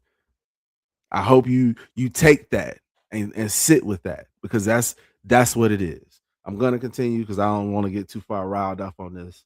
But yes, look in the mirror when you do the things that you do. Gonna go back to CeeLo real quick. This is from Goodie Mob's second album, Still Standing. It is the intro track, and it is called The Experience. I don't know if you've heard it. I'm gonna actually just read it to you, and if you want, play it in the background, play it at your own time. But this is the sentiments of this section of my presentation, the argument where we're putting the N-word on trial. This is the image portion of evidence that I'm presenting right now. And so as the plaintiff, we're going to talk about how the image of unity across all demographics of black people versus the image where, you know, we use the N-word and it makes us look and sound cool. I'm telling you, it doesn't. You look like a minstrel. Yeah. All right. So he starts off with a little laughing intro, but he says, "I thought you said you was the GOD. You sound like another netter to me. I thought you said you was the GOD. You sound like another netter to me. Now, before I continue, even me replacing the N-word with netter gives this song a different connotation. So, as much as I want you to embrace the use of netter, which is an ancient African term of divinity, just think about what he's really trying to say when he's using the N-word. Okay, what a netter do, what a netter does, and a netter is what a netter was. And a netter done read history, but yet his eyes didn't see. The only reason you are N-word is because somebody else wants you to be. Well, a netter uneducated, integrated singing, we shall overcome. A netter trying to be white is what a netter seems like he has become. And when they call me the N-word to my face, I can't do nothing but walk away. But here it is, netters call other netters the N-word each and every day. Dividing and conquering when they say the lighter shades of black is okay. After the middle class and they passing by the projects laughing at where we stay. Hold on just a second.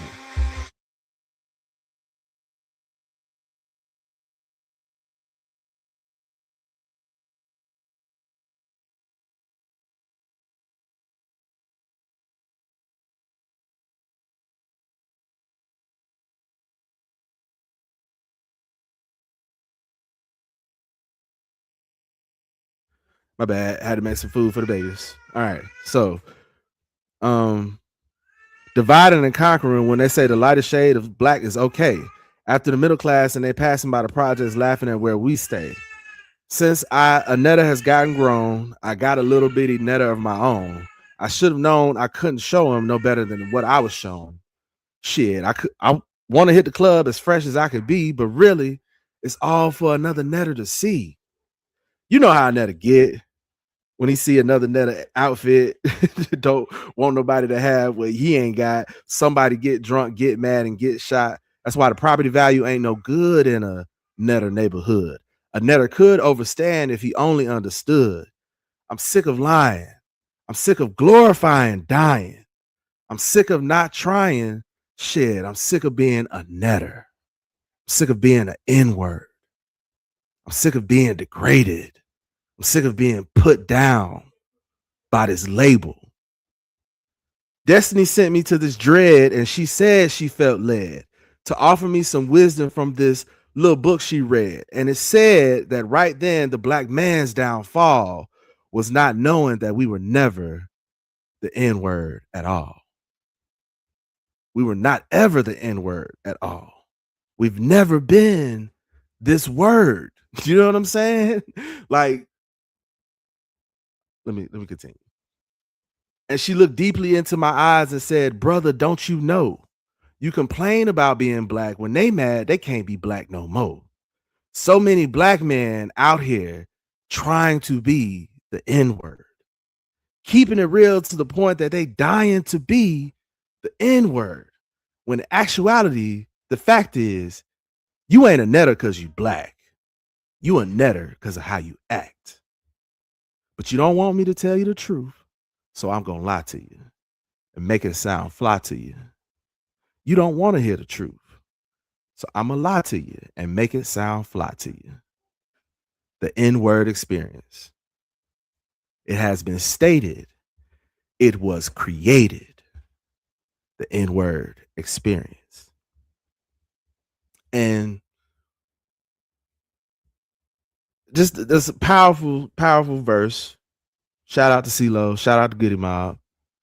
And it literally encapsulates my sentiments around the image associated with this word.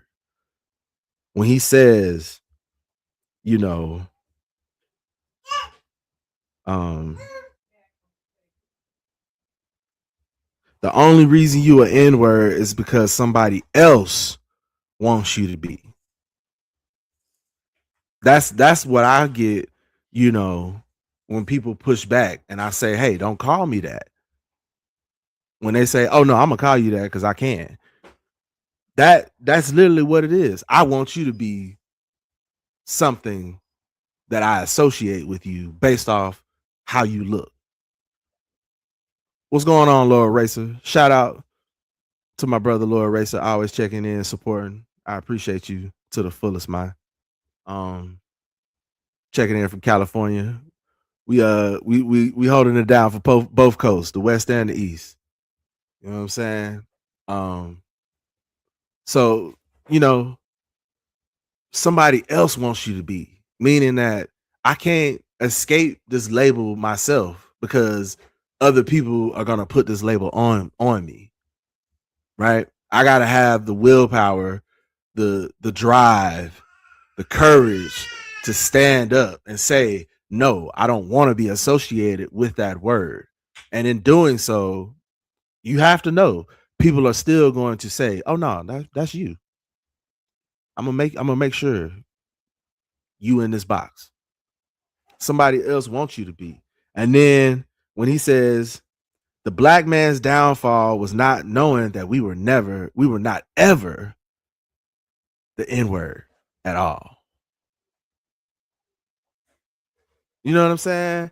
It's hey man, appreciate you, man. Put this up on there.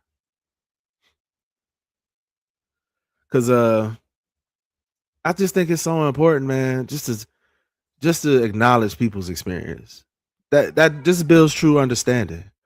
You know, we can't have understanding if you're not willing to acknowledge somebody else's experience. And so with me, I'm a black man. And I say, you know, you can't call me that. I'm not going to acknowledge you calling me that. You have to respect that. If you don't, you're being disrespectful. And you can't police how somebody responds to being disrespected. All you can do is acknowledge the disrespect and move forward, right? So I say all that to say, no matter what you think, no matter how you see it, just be willing to consider somebody else's perspective.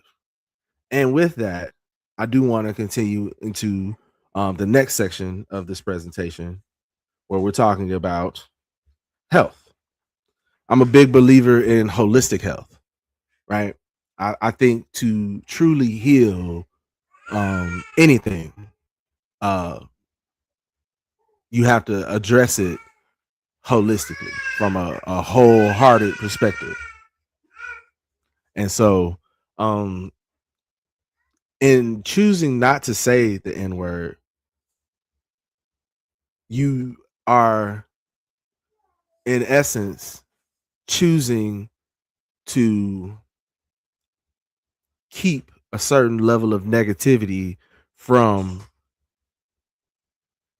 your experience, your body, your mind. Even I should pull it up. I don't have it clipped up.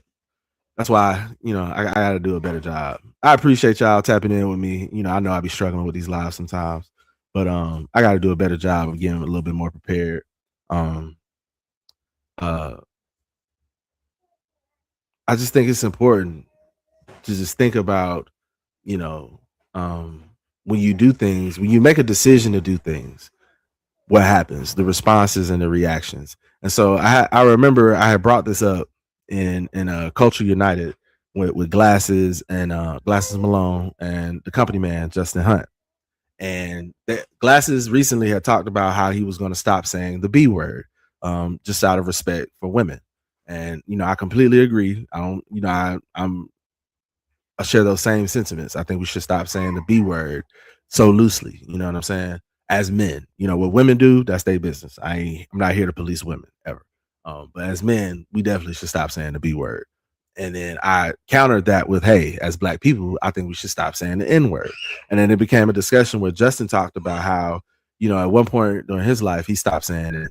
And when he did, he noticed that less people around him stop saying it. He had, I think, a mixed group of friends, you know, and when he used to say it, you know, the white friends would suddenly, you know, like slip up every now and again and do all this.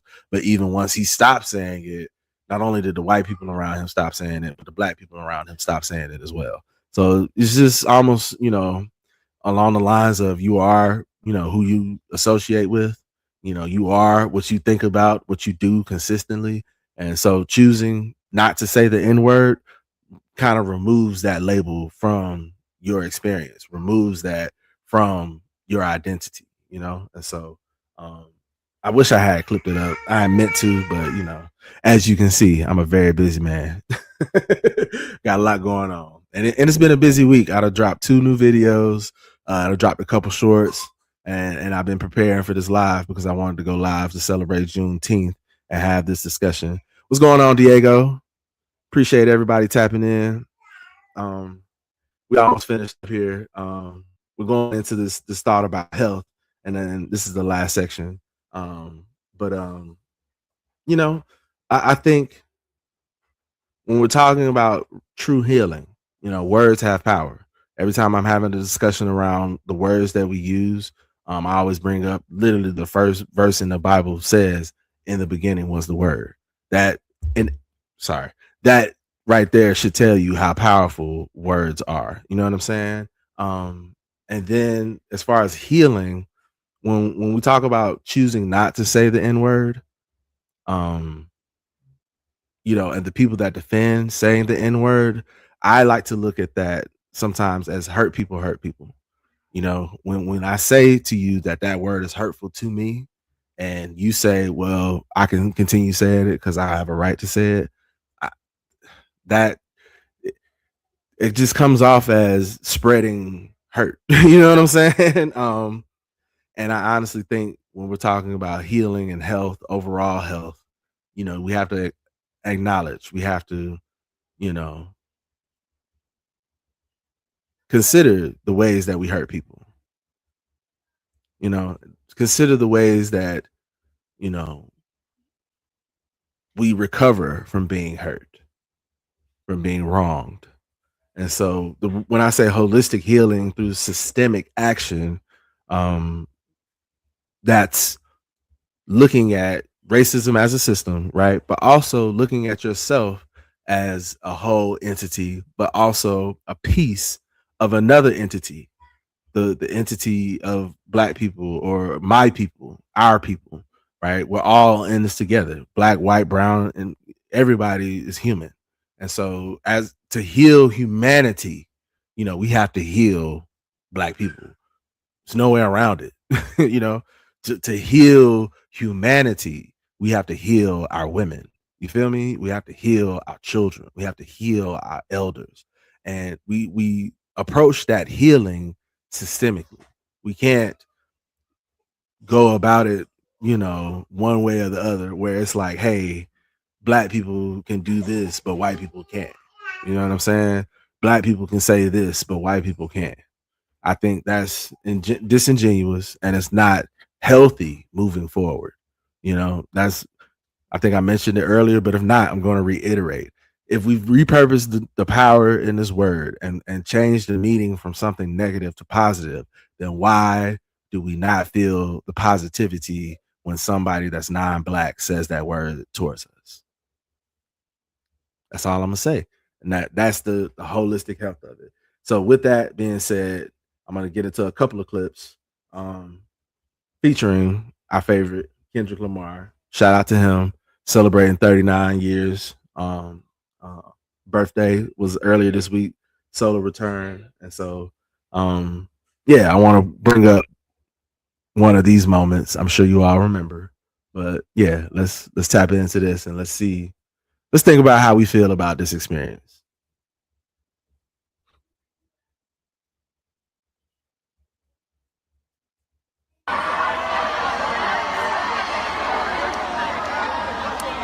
I told you every time.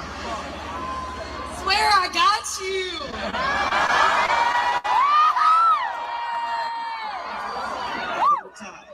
Rules and cliffs all got along. They probably got me down by the end of the song. Seems like the whole city go against me. Every time I'm in the street, I hear letting down, waiting for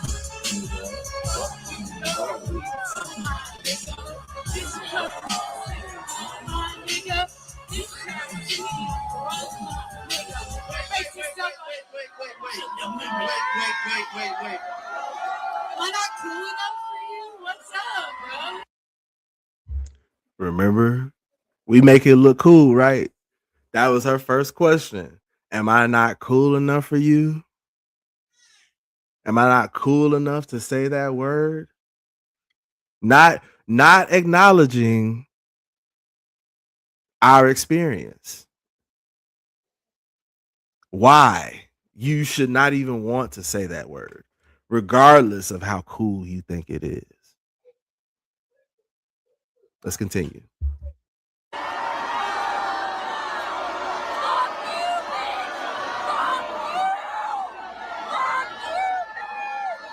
What's up?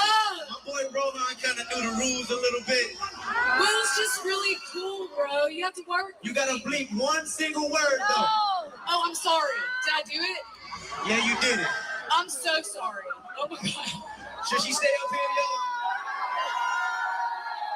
No, please keep me up here. I got you. I'm used to singing it like Roman. You sure? I swear. You got it? I promise.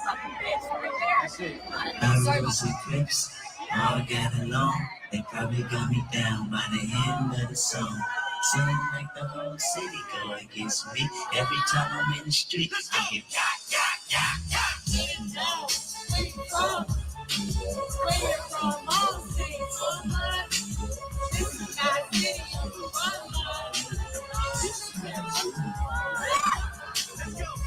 city. And see, she was all messed up because she couldn't say the word, right? Like, that just goes to show habitually, you know, how much she uses that word in the privacy of her own home. It's crazy, but that's a good experience. To kind of piggyback off of what Diego said, where some folks are genuinely clueless and some do it on purpose. He said some folks, but it was a typo. Exactly. So you can hold the benefit of the doubt for people that just don't know, right? And my argument is that at some point that can't be the excuse anymore, right? That you're clueless, that you don't know, because at some point we got to get to a place where we say, hey, do you know? Like, you're not supposed to say that. And then if no, okay, well, let's have this conversation, and this is why, and I believe not to even consider those that do it on purpose, because I'm not talking to them. Those are bigots. You know what I'm saying? But as far as like the people that they say, oh, I have no idea, or I'm clueless, I believe there was a clip I wanted to include from Immortal Technique when he was talking about being in prison with a white man, and he said it. And Immortal Technique almost flipped and like about to fight him and do all this other extra shit. And then the white man was like, hey man, like, I didn't know you would find it offensive. Like, that's just the way we talk around here. And so, Immortal Technique was still very, very much infuriated, but he used it as an opportunity to school him and be like, hey, yeah, I was the N-word when I was enslaved, but guess what? You was right there right along with me. And, the dude who was sitting on the porch, he looked at you the same way he looked at me. You know what I'm saying? And so really, who's the N-word in the room? And like, it was real confrontational how he did it. And you definitely son homie or whatever. But yeah, it's just it's a teaching moment. And it's an opportunity, like you say, you said it a little earlier when you say learning from all other cultures. You notice that when unique things are held sacred to each culture because they have their own history. That's very important, because each culture has its own history. When a culture makes something very clear, you respect it. You know what I'm saying? Like, that's all it is. And so I want us as Black people, as people within hip hop, to have a certain level of respect for that word and what we've been through culturally associated with that word. So let's continue. I have another little clip from a newscasting, right? where they're talking about it. And I'm always apologizing for my babies crying in the background because they always want to turn up when a brother want to go live. I said, Daddy, get live on these diapers. Daddy, get live on that formula. But yeah, shout out to my sweet baby girls. That's who I do it for. You know, having my daughters kind of gave me a lot of confidence to really speak up for the injustices that, you know, we are gonna experience as Black people, but specifically the injustices they're gonna experience as Black women. I need y'all to know, like, yeah, I'm the one. You know, you can try it if you want, but I'm standing 10 toes down for what's mine and defending. So yeah, and this is why. But let's continue. I'm going off on a tangent, just rambling. But I appreciate y'all. All love. Kendrick Lamar fans, he brought up a white female fan on stage, went to his concert. The two were having a good time. They're rapping one of his songs. It was all good until one of the lyrics in the song had the N-word. She said the N-word, thinking it was cool because part of the song, the lyrics, having a good time. She's on stage. He cut off the music and then he pretty much schooled her on it. And so now the question is, Yeah, and here go to PhoenixCityLive.com because this is our first poll question. If a song has the N-word in it, can anyone say it? I want you to vote. It's either yes or it's either no way. So, no way on top. Yeah, I think we all have strong opinions on this. Just real quick, I will just say that Kendrick, I mean, he did write the song. He did bring her on stage. Maybe he should have told her in advance. But I'm going to be honest, as African-American woman, if any Caucasian person ever says the N-word, it's not going to sit well with any African-American person. So I say you cannot say it, even though it's in a song. Censor yourself because it's still a very touchy subject. Let me ask you this, and I'm curious to hear what you guys think. Is there any responsibility on the artist to not use that word? Well, I will say this. I do think artists in general have responsibility for the things that they say, right? But if we're being... So can he legit get mad at her? Yes, he wrote the can word. still get mad at her. Yes, he still wrote the can. word. He put the word in the song. I mean, she's buying his music. She's at the concert. Right. She's saying it. She's with. It she doesn't is matter. with him. I feel like as an artist, you make your music or you make your art for your own personal expression and for your community, so to speak, right? Okay. It can take off and be accepted by everyone else, but that doesn't mean you make it in the beginning for everyone else. Does that make sense? I hear what you're saying. So with that being said, if this is the music and this is what he was feeling when he wrote it, he has to be true to his artistic expression. Now, as far as her saying the word on stage, this is a television station. If I can't sit here with you guys and talk how I talk at home, I know that when I come sit here with Val, I have to edit myself.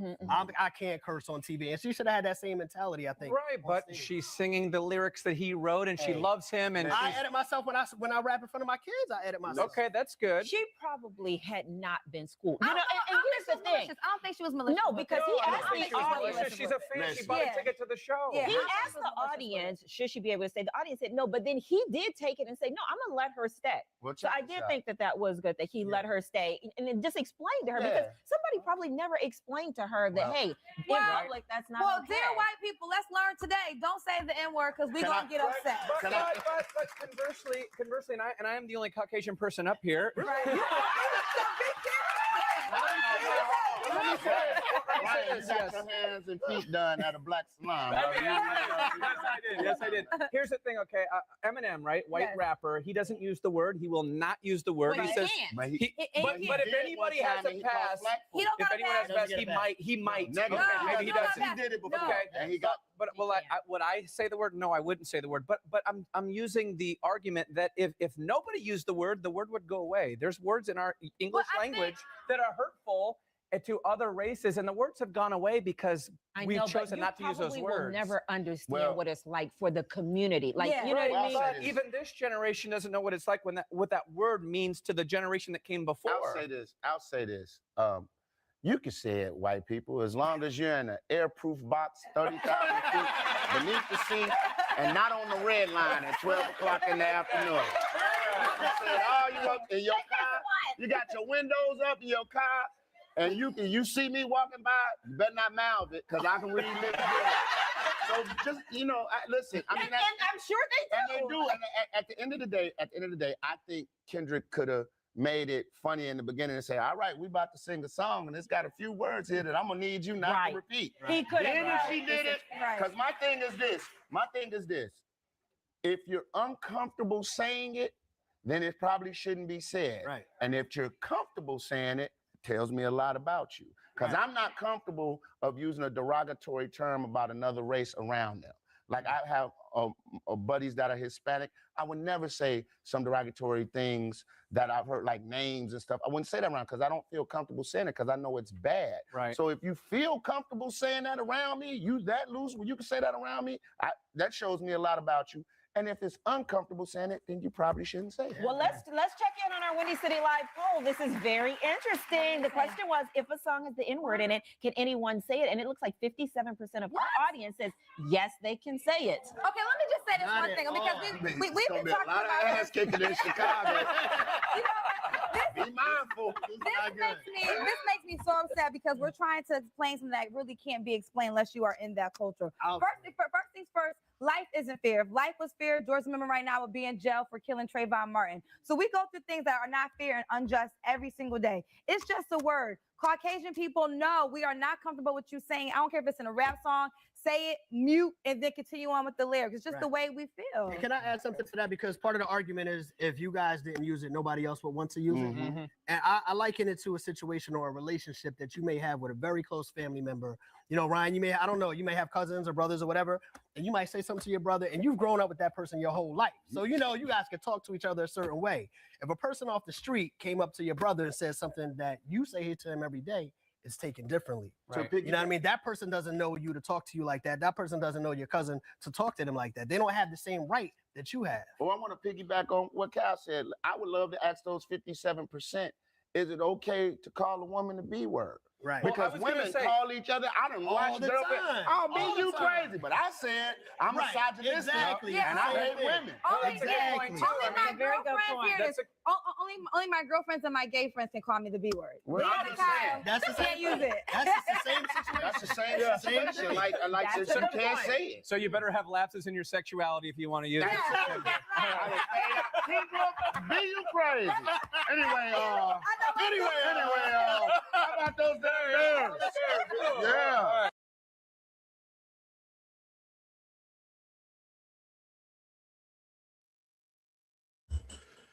Well, that was a great discussion, but even how they ended, it kind of rubbed me the wrong way. It's a little jokey joke. It's not always a joke, you know what I'm saying?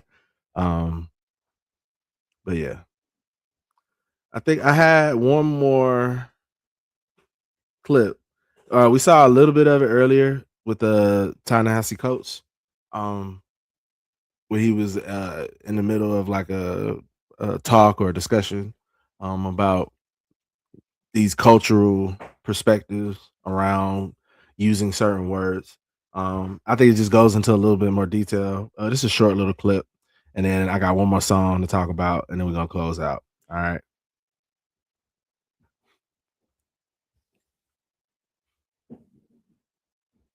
Hip hop is a mega billion-dollar business. It's the dominant culture and art form in urban areas all over the world. The N-word, often used by hip hop stars. The fans use it too when rapping or singing along. We're not just talking about the black fans. You okay with that?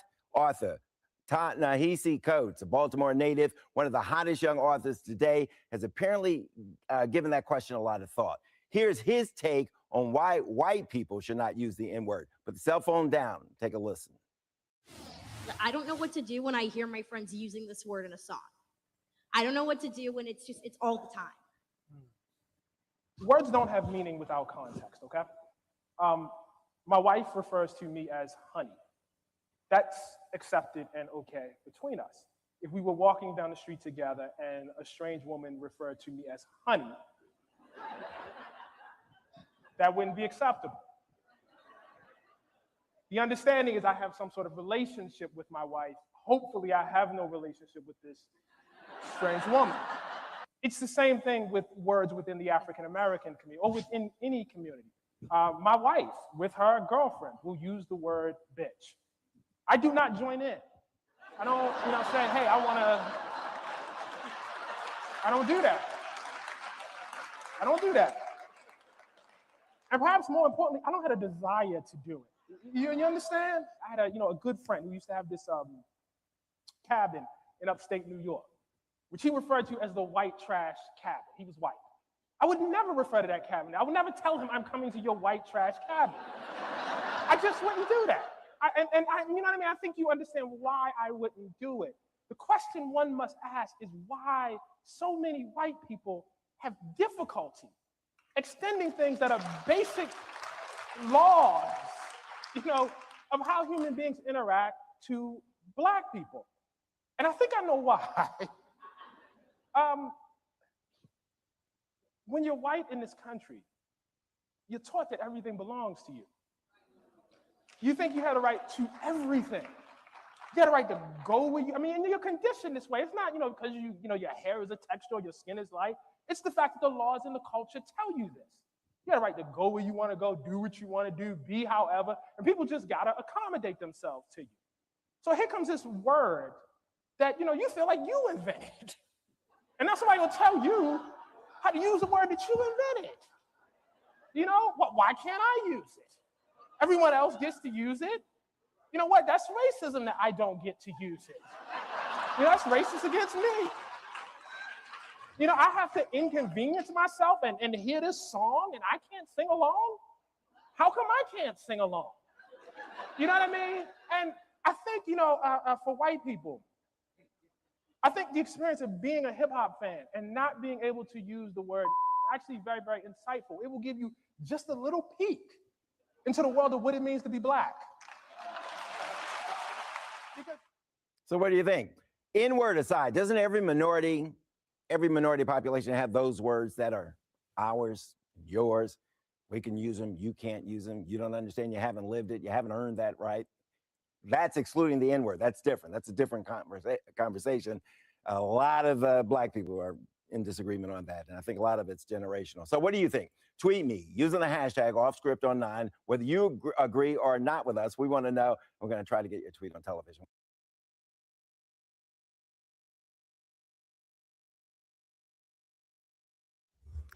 For sure. So that was a more in-depth look at the commentary from author and activist Ta-Nehisi Coates. Pretty much one last point I had to make around this, and I'm going to do it with the next song and the final clip as we conclude for the day. Again, thank y'all. Appreciate everybody tapping in, liking, being active in the chat, commenting. I know this is a very touchy discussion, but I definitely think it's very important to share ideas, and at some point we'll come to some sort of agreement. I have hope. I have faith in that. But yes, we're moving forward. There's a thread that connects all of these things together with what I'm presenting, and that's history. The last song that I wanted to kind of include to, color this discussion is Kendrick Lamar's "I" from To Pimp a Butterfly. Beautiful song. It talks about loving yourself. And more importantly, the album version deals with a skit where he's performing a song in the community, and a fight breaks out, and they break up the fight, and he wants to give a sermon or a commentary around the experience, the perspective of our people, when we're in these types of situations, when we fight amongst each other, when we lose sight of who we really, really are. And so I'm not gonna read the whole thing. I'm just gonna go in where he kind of starts the acapella, and he says, "I promised Dave I'd never use the phrase fuck N-word. He said, think about what you saying. Fuck netters. No better than Samuel on the Django. No better than a white man with slave boats. Sound like I needed some soul searching. My pops gave me some game in real person. retrace my steps on what they never taught me. Did my homework fast before government caught me. So I'm going to dedicate this one verse to Oprah on how the infamous sensitive N-word control us. So many artists gave her an explanation to hold us. Well, this is my explanation straight from Ethiopia. Negus. Say it with me. Excuse me. Definition: royalty, king, royalty. Wait, listen. Negus. Description: black emperor, king, ruler. Now let me finish. The history books overlook the word and hide it. America tried to make it to a house divided. The homies don't recognize we've been using it wrong. So I'm going to break it down and put my game in a song. Negus. Say it with me. Or say it no more. Black stars can come and get me. Take it from Oprah Winfrey. Tell her she right on time. Kendrick Lamar. By far. Realest niggas alive. And so I love this. I love this verse, this acapella freestyle, because he challenges us to think differently, and he uses history to support his argument. For those that don't know, the word he was spelling is negus or negest, and is Ethiopian Amharic word for royalty. You know, exactly, Diego. It goes into mortal man, and I believe, because honestly, let's just call a spade a spade. As much as I would have loved Kendrick to just start using niggas instead of the N-word, I don't think he's ever mentioned it again. But and he still continues to use the N-word. But that's neither here nor there. I'm not here to talk about that. But I just think him introducing the idea that we can choose to use something different. We have options. You know what I'm saying? Even just exactly. Ras Kaz isn't people don't know. Rastafari is Haile Selassie's birth name. His name is Tafari. And I don't say we, but we embrace Rastafarianism because that was his name. Neither here nor there. But Negus, right, is the title for the Ethiopian emperor. And is very loosely related to the N-word. Right. And so we're having these discussions about language and etymology and how, you know, things change over time. It's important to acknowledge that. It's important to understand that. It's important to remember that. Right. And so what Kendrick did was very beautiful, very powerful. As someone, I came into knowledge of self through Rastafari. I don't claim to be a Rastafari today, but my instructions, my journey into Rastafari is what led me to a lot of understanding around knowledge of self, spirituality, and, you know, historical reverence for my experience as a black man in this world, not even just America, in this world, because that connects us with our divinity, with our nobility in Africa, right? But we carry it wherever we go. Earth is our home, regardless. Neither here nor there. But just the beauty in breaking down this verse was Kendrick, a lot like Tupac, trying to repurpose that word. And with Tupac, he said he made it an acronym: never ignorant, getting goals accomplished. Beautiful, beautiful. You know, just associating that perspective with a word that was used to bring us down and put us down, as well as Kendrick using the Ethiopian negus, and relating that to the N-word. You know, I think it's a point of pride. It's a point of self-esteem for black people. You know what I'm saying? Where we can be proud of our history. We can be proud of what we've gone through and where we come from. You guys, I'm on live. Can we keep it down? Appreciate you. You know, the children don't care. They're just living life, having fun. Look at my daughter smiling. But and I'll say this, because I do want to kind of close soon so we can get on and do some other things. We got some celebrations going on for Juneteenth, so happy Juneteenth to everybody. But personally, I use the word netter. And hopefully y'all can still hear me and they're not carrying on too much in the background. But I'll pull it up real quick so we can see where I'm coming from. So, ancient Egyptian word typically translated as God, goddess, or divine. I'm trying to find a good video or a good, maybe Wikipedia. I know a lot of people don't like Wikipedia, but it breaks down stuff really well. No. Maybe not. I don't know. Well, I can't find it. Okay. Either way. I say all that to say, there's more positive things that we can embrace and we can associate with other than the N-word. When we continue to be confined to our usage of the N-word, what's going on, Rail Unwrapped? Appreciate you tapping me in, my bro. When we continue to kind of be confined to using the N-word, I believe it's like Stockholm syndrome. We're afraid to leave an abusive relationship. And it is my belief, and like I said, this is my opinion.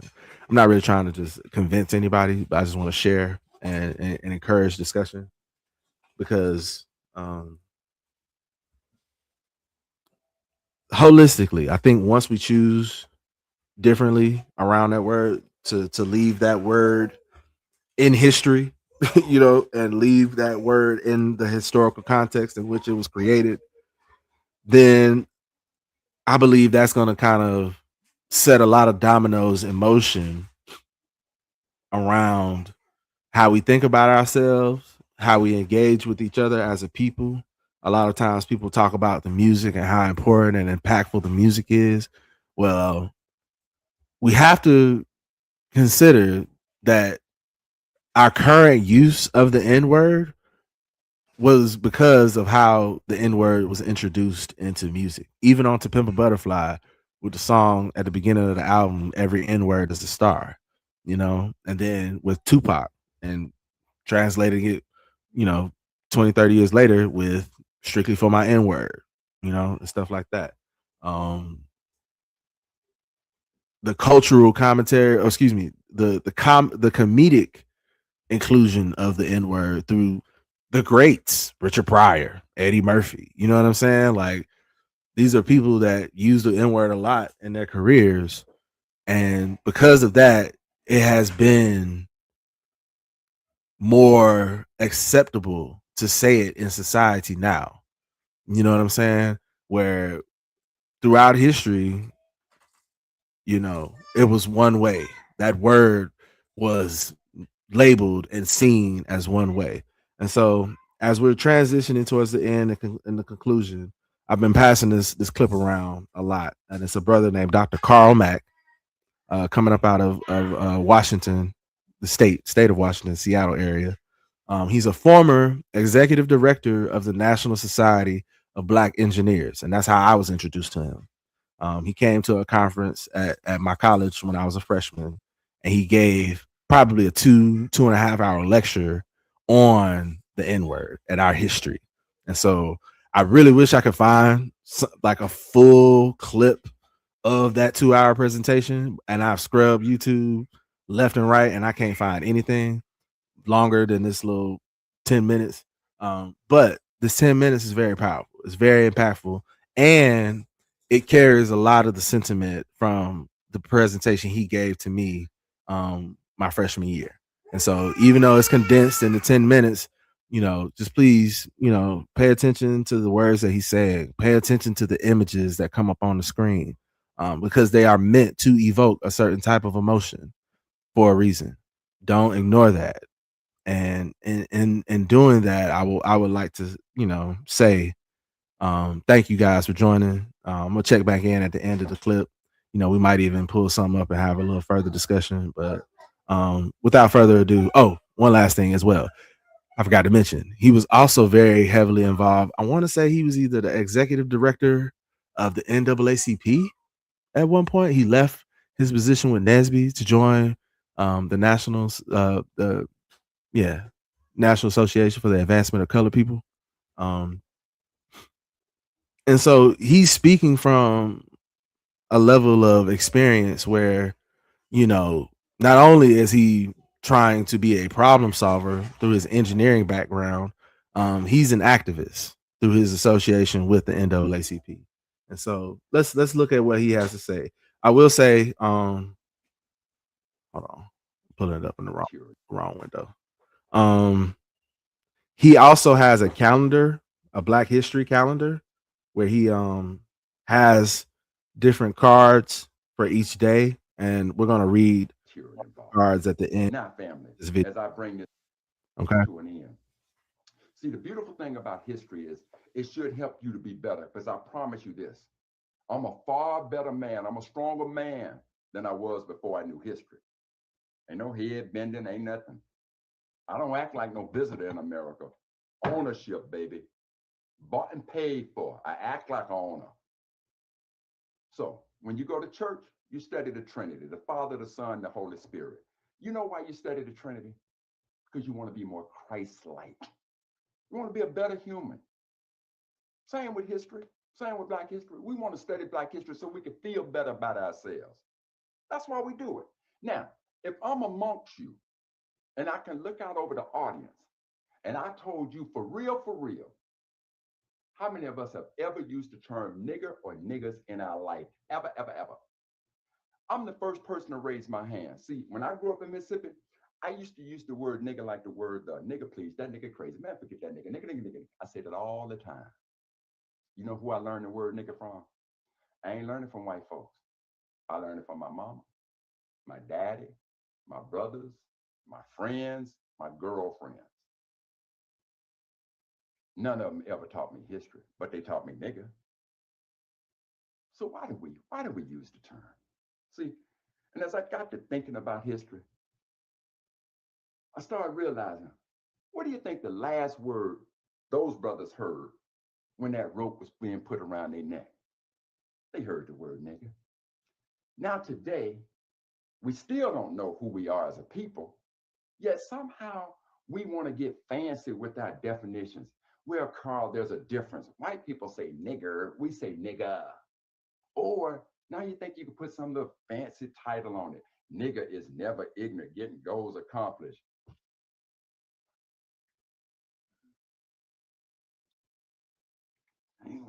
Hang on, Carl.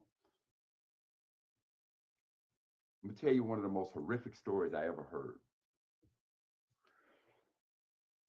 It was this man, Walter White. Walter White was the second Black executive director of the NAACP. And there you go again. Carl, he don't look black. What is black? What is it? See, somebody was tipping in my family. No, I'm not beyond that. But anyway, Walter White went inside the South. They thinking they talking to a white man. They told him exactly what they did. They went back and they told her. There was this woman named Mary Turner. Mary Turner was in Valdosta, Georgia. This mob had killed her husband unjustly, and she cried out at the pain of it. And then this mob turned their nefarious instincts to her. She was 8 months pregnant. She ran away, but the mob caught her. They put a rope around that Black woman. They doused her with motor oil and gasoline. And then the mob stood back and they set her afire and they pumped 200 bullets into her body. Now, I want to ask you right now, what do you think the last words that Sister Turner heard? I promise you it wasn't Sister Turner. Yeah, it was nigga, bitch, hoe. It was all that. Those are the last words I know them was the last words she ever heard. Now today, we think we can redefine it. We can clean it up. We can make it our own. I don't want nothing to do with that, fam. As a matter of fact, if any of you ever step foot in my house or in my presence, and you use that, if you're in my house, you will be asked to leave. Okay. Now I might give you one warning. Tell you, look, don't do that. But if you quote slip, you gonna get up out of here. Right? You gonna get up out of here. Now, to show you how serious I am, I told my mother, I said, Mama, well, baby, it's a habit. Mama, I'm going to tell you right now, I ain't the little child I used to be. It's something inside of me. Now, either you're going to stop saying that word or we ain't going to be having no conversation. Last time I had that conversation with my mother, never had to have it again. No, fam, I'm not with that. I ain't with that at all. Emmett Till, huh? What do you think that child heard? Huh? What do you think the last words they heard, fam? And if the pictures pain you, that's how the word pains me. I don't find nothing funny about going to a comedy show and all of a sudden you ain't black unless you throwing the N-word around. Oh, man, go on with that nonsense. I ain't with that. I'm not with it. Huh? Remember them? Remember them poor little black babies? Huh? Remember them? Bombed in the church, killed in the church. See, what Connie Lynch said, I get that. I expect him to say that. I expect him to say exactly what he says. But how in the world can I somehow want to embrace an American-made word?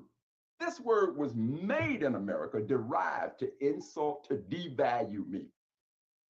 And now you keep the beauty of who I am as a black man, as a person in this country. I learned nothing about my history, but I'm gonna learn that I'm gonna use whatever creativity I got to clean up and redefine the word nigga. You lost your mind. I'm gonna help you find it though, but I need you to understand something. That's the very mindset that America wants you to have. There's a page in the calendar. I bet you this. You ain't gonna find many calendars that's gonna tell you about that.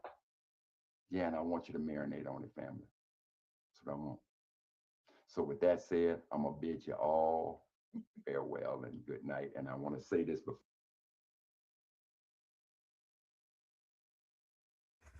So yeah, that was pretty much the end of his discussion about that. You know, just to add a little bit of levity to the moment. You know, we are a beautiful people, right? We enjoy and embrace life to the fullest, and pretty much everything that we do, damn near. But that doesn't mean we have to ignore our history or, you know, forget what was done in order to continue living our lives to the fullest. I think it's important to really embrace the pain of our experience. These are our ancestors. And even to the extent that, you know, you might say that it doesn't affect you, you know, it affects the people around you. And we're all connected in one way or another. I'm gonna read this because I don't know if you all are able to make it out, but I mentioned how he sells calendars. It's a Black History calendar, and he has these different cards for different, you know, each day of the year. And so this day for the history of this term, the N-word, was September 19th in his calendar. But I do want to read what the card says. It says, on this day, you need to commit to never say this word again.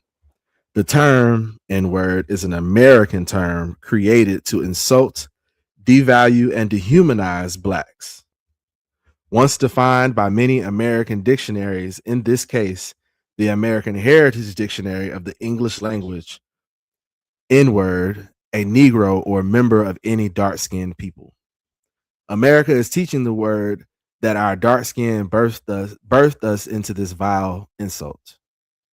America is teaching the world, is teaching the world that our dark skin birthed us into this vile insult. I truly understand the lack of knowledge we have about our history. America successfully orchestrated that educational policy of omission.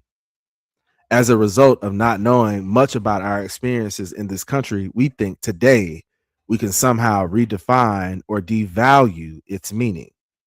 Explain to me how you remove 400 years of dehumanization and insults within the framework of your lack of knowledge about our experiences in America. Stop reading and look at the pic, pointing to the pictures of our ancestors being unalived brutally, tortured publicly. What do you think the last word our brother heard before that rope stretched his neck? Before and during the raping of our women, the separation of our families, the castration of our men, the crack of that whip.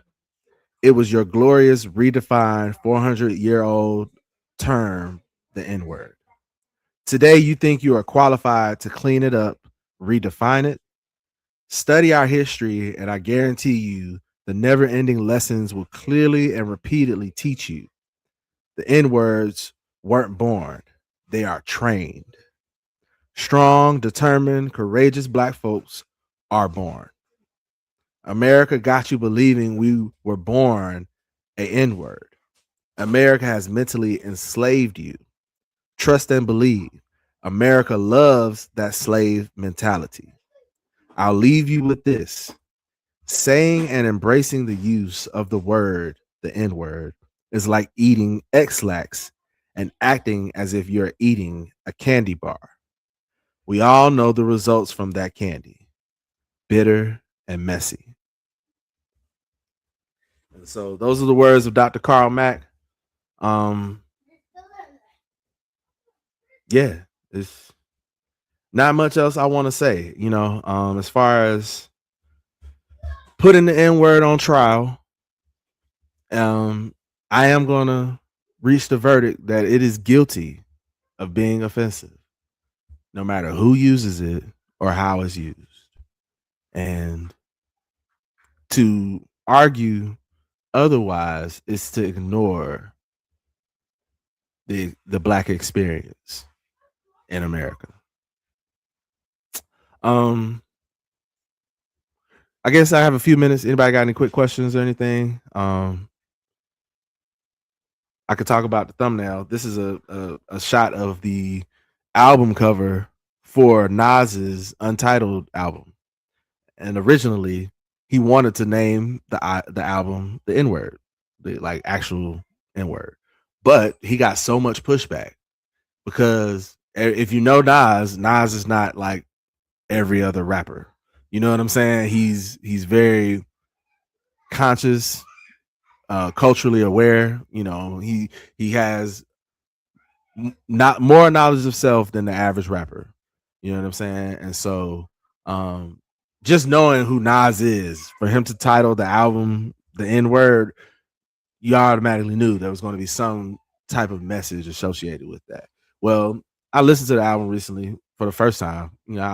I can't say that I didn't have a desire to hear it before, but I wasn't as tapped in. That was around the era where like I was in and out on Nas. Like he's dope, don't get me wrong, but like, I was young. I was, not always trying to listen to lyrical miracle Nas all the time. But I said all that to say that even this album isn't as,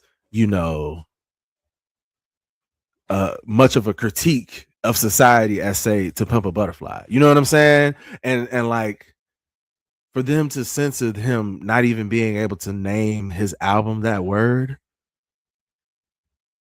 like forget power, right? Forget, him having power over his own career, over his own art, to be able to name it what he wants. But the corporate entities literally blocked him from speaking to us on that level. You know what I'm saying? And that's another piece of evidence for why I just think we should just remove it. We should educate people about the use of the word, but using it liberally without any cultural context should have consequences, in my opinion. When people say they don't want to be called that or associated with that word, you should respect them. And yes, even if white people continue to use that word, they should face consequences, financial consequences, and otherwise. You know what I'm saying? But yeah, not much else to say about that. Please, tap in, hit the like button on your way in, on your way out. I appreciate everybody tapping in with me. Nunu, Diego, Lord Racer, Nixus, Bro Rail from Unwrapped, Noah. I think I saw Noah in here earlier. It's all love, man. I appreciate y'all. Happy Juneteenth. cleave to your people, hug on your family, love on your people. And this has been KhemHotep. Maybe I'll explain what that is on the next episode. We'll talk about some of that stuff. But yeah, all love to everybody. Peace.